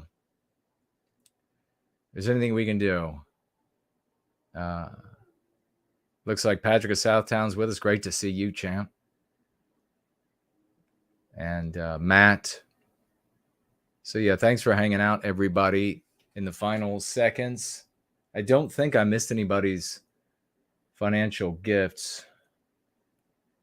No, but we will celebrate them again, as I said, on Sunday, this coming Sunday. NSB, Miss Based, said, I bought your book while I was waiting, and I'm going to start reading it now. Bought Go Free. That's totally epic. Very cool. Thank you so much for that. That's how you bide the time when there is a technical difficulty, and we haven't had many of those given the kind of connectivity I have, and we haven't had very many of those over the years. A lot of streaming without that happening very often. So it was a good thing we could make it happen. And okay, great, Franklin. Thank you for that, for the Cora. NSB Mist Based. Is this the first time writing in the live chat? Great to see you. Welcome, welcome. If it's not, then if it's not your first time, then I apologize that I'm not recognizing the screen name at the moment. But oh shoot, running out of time, so we gotta wrap it up quickly.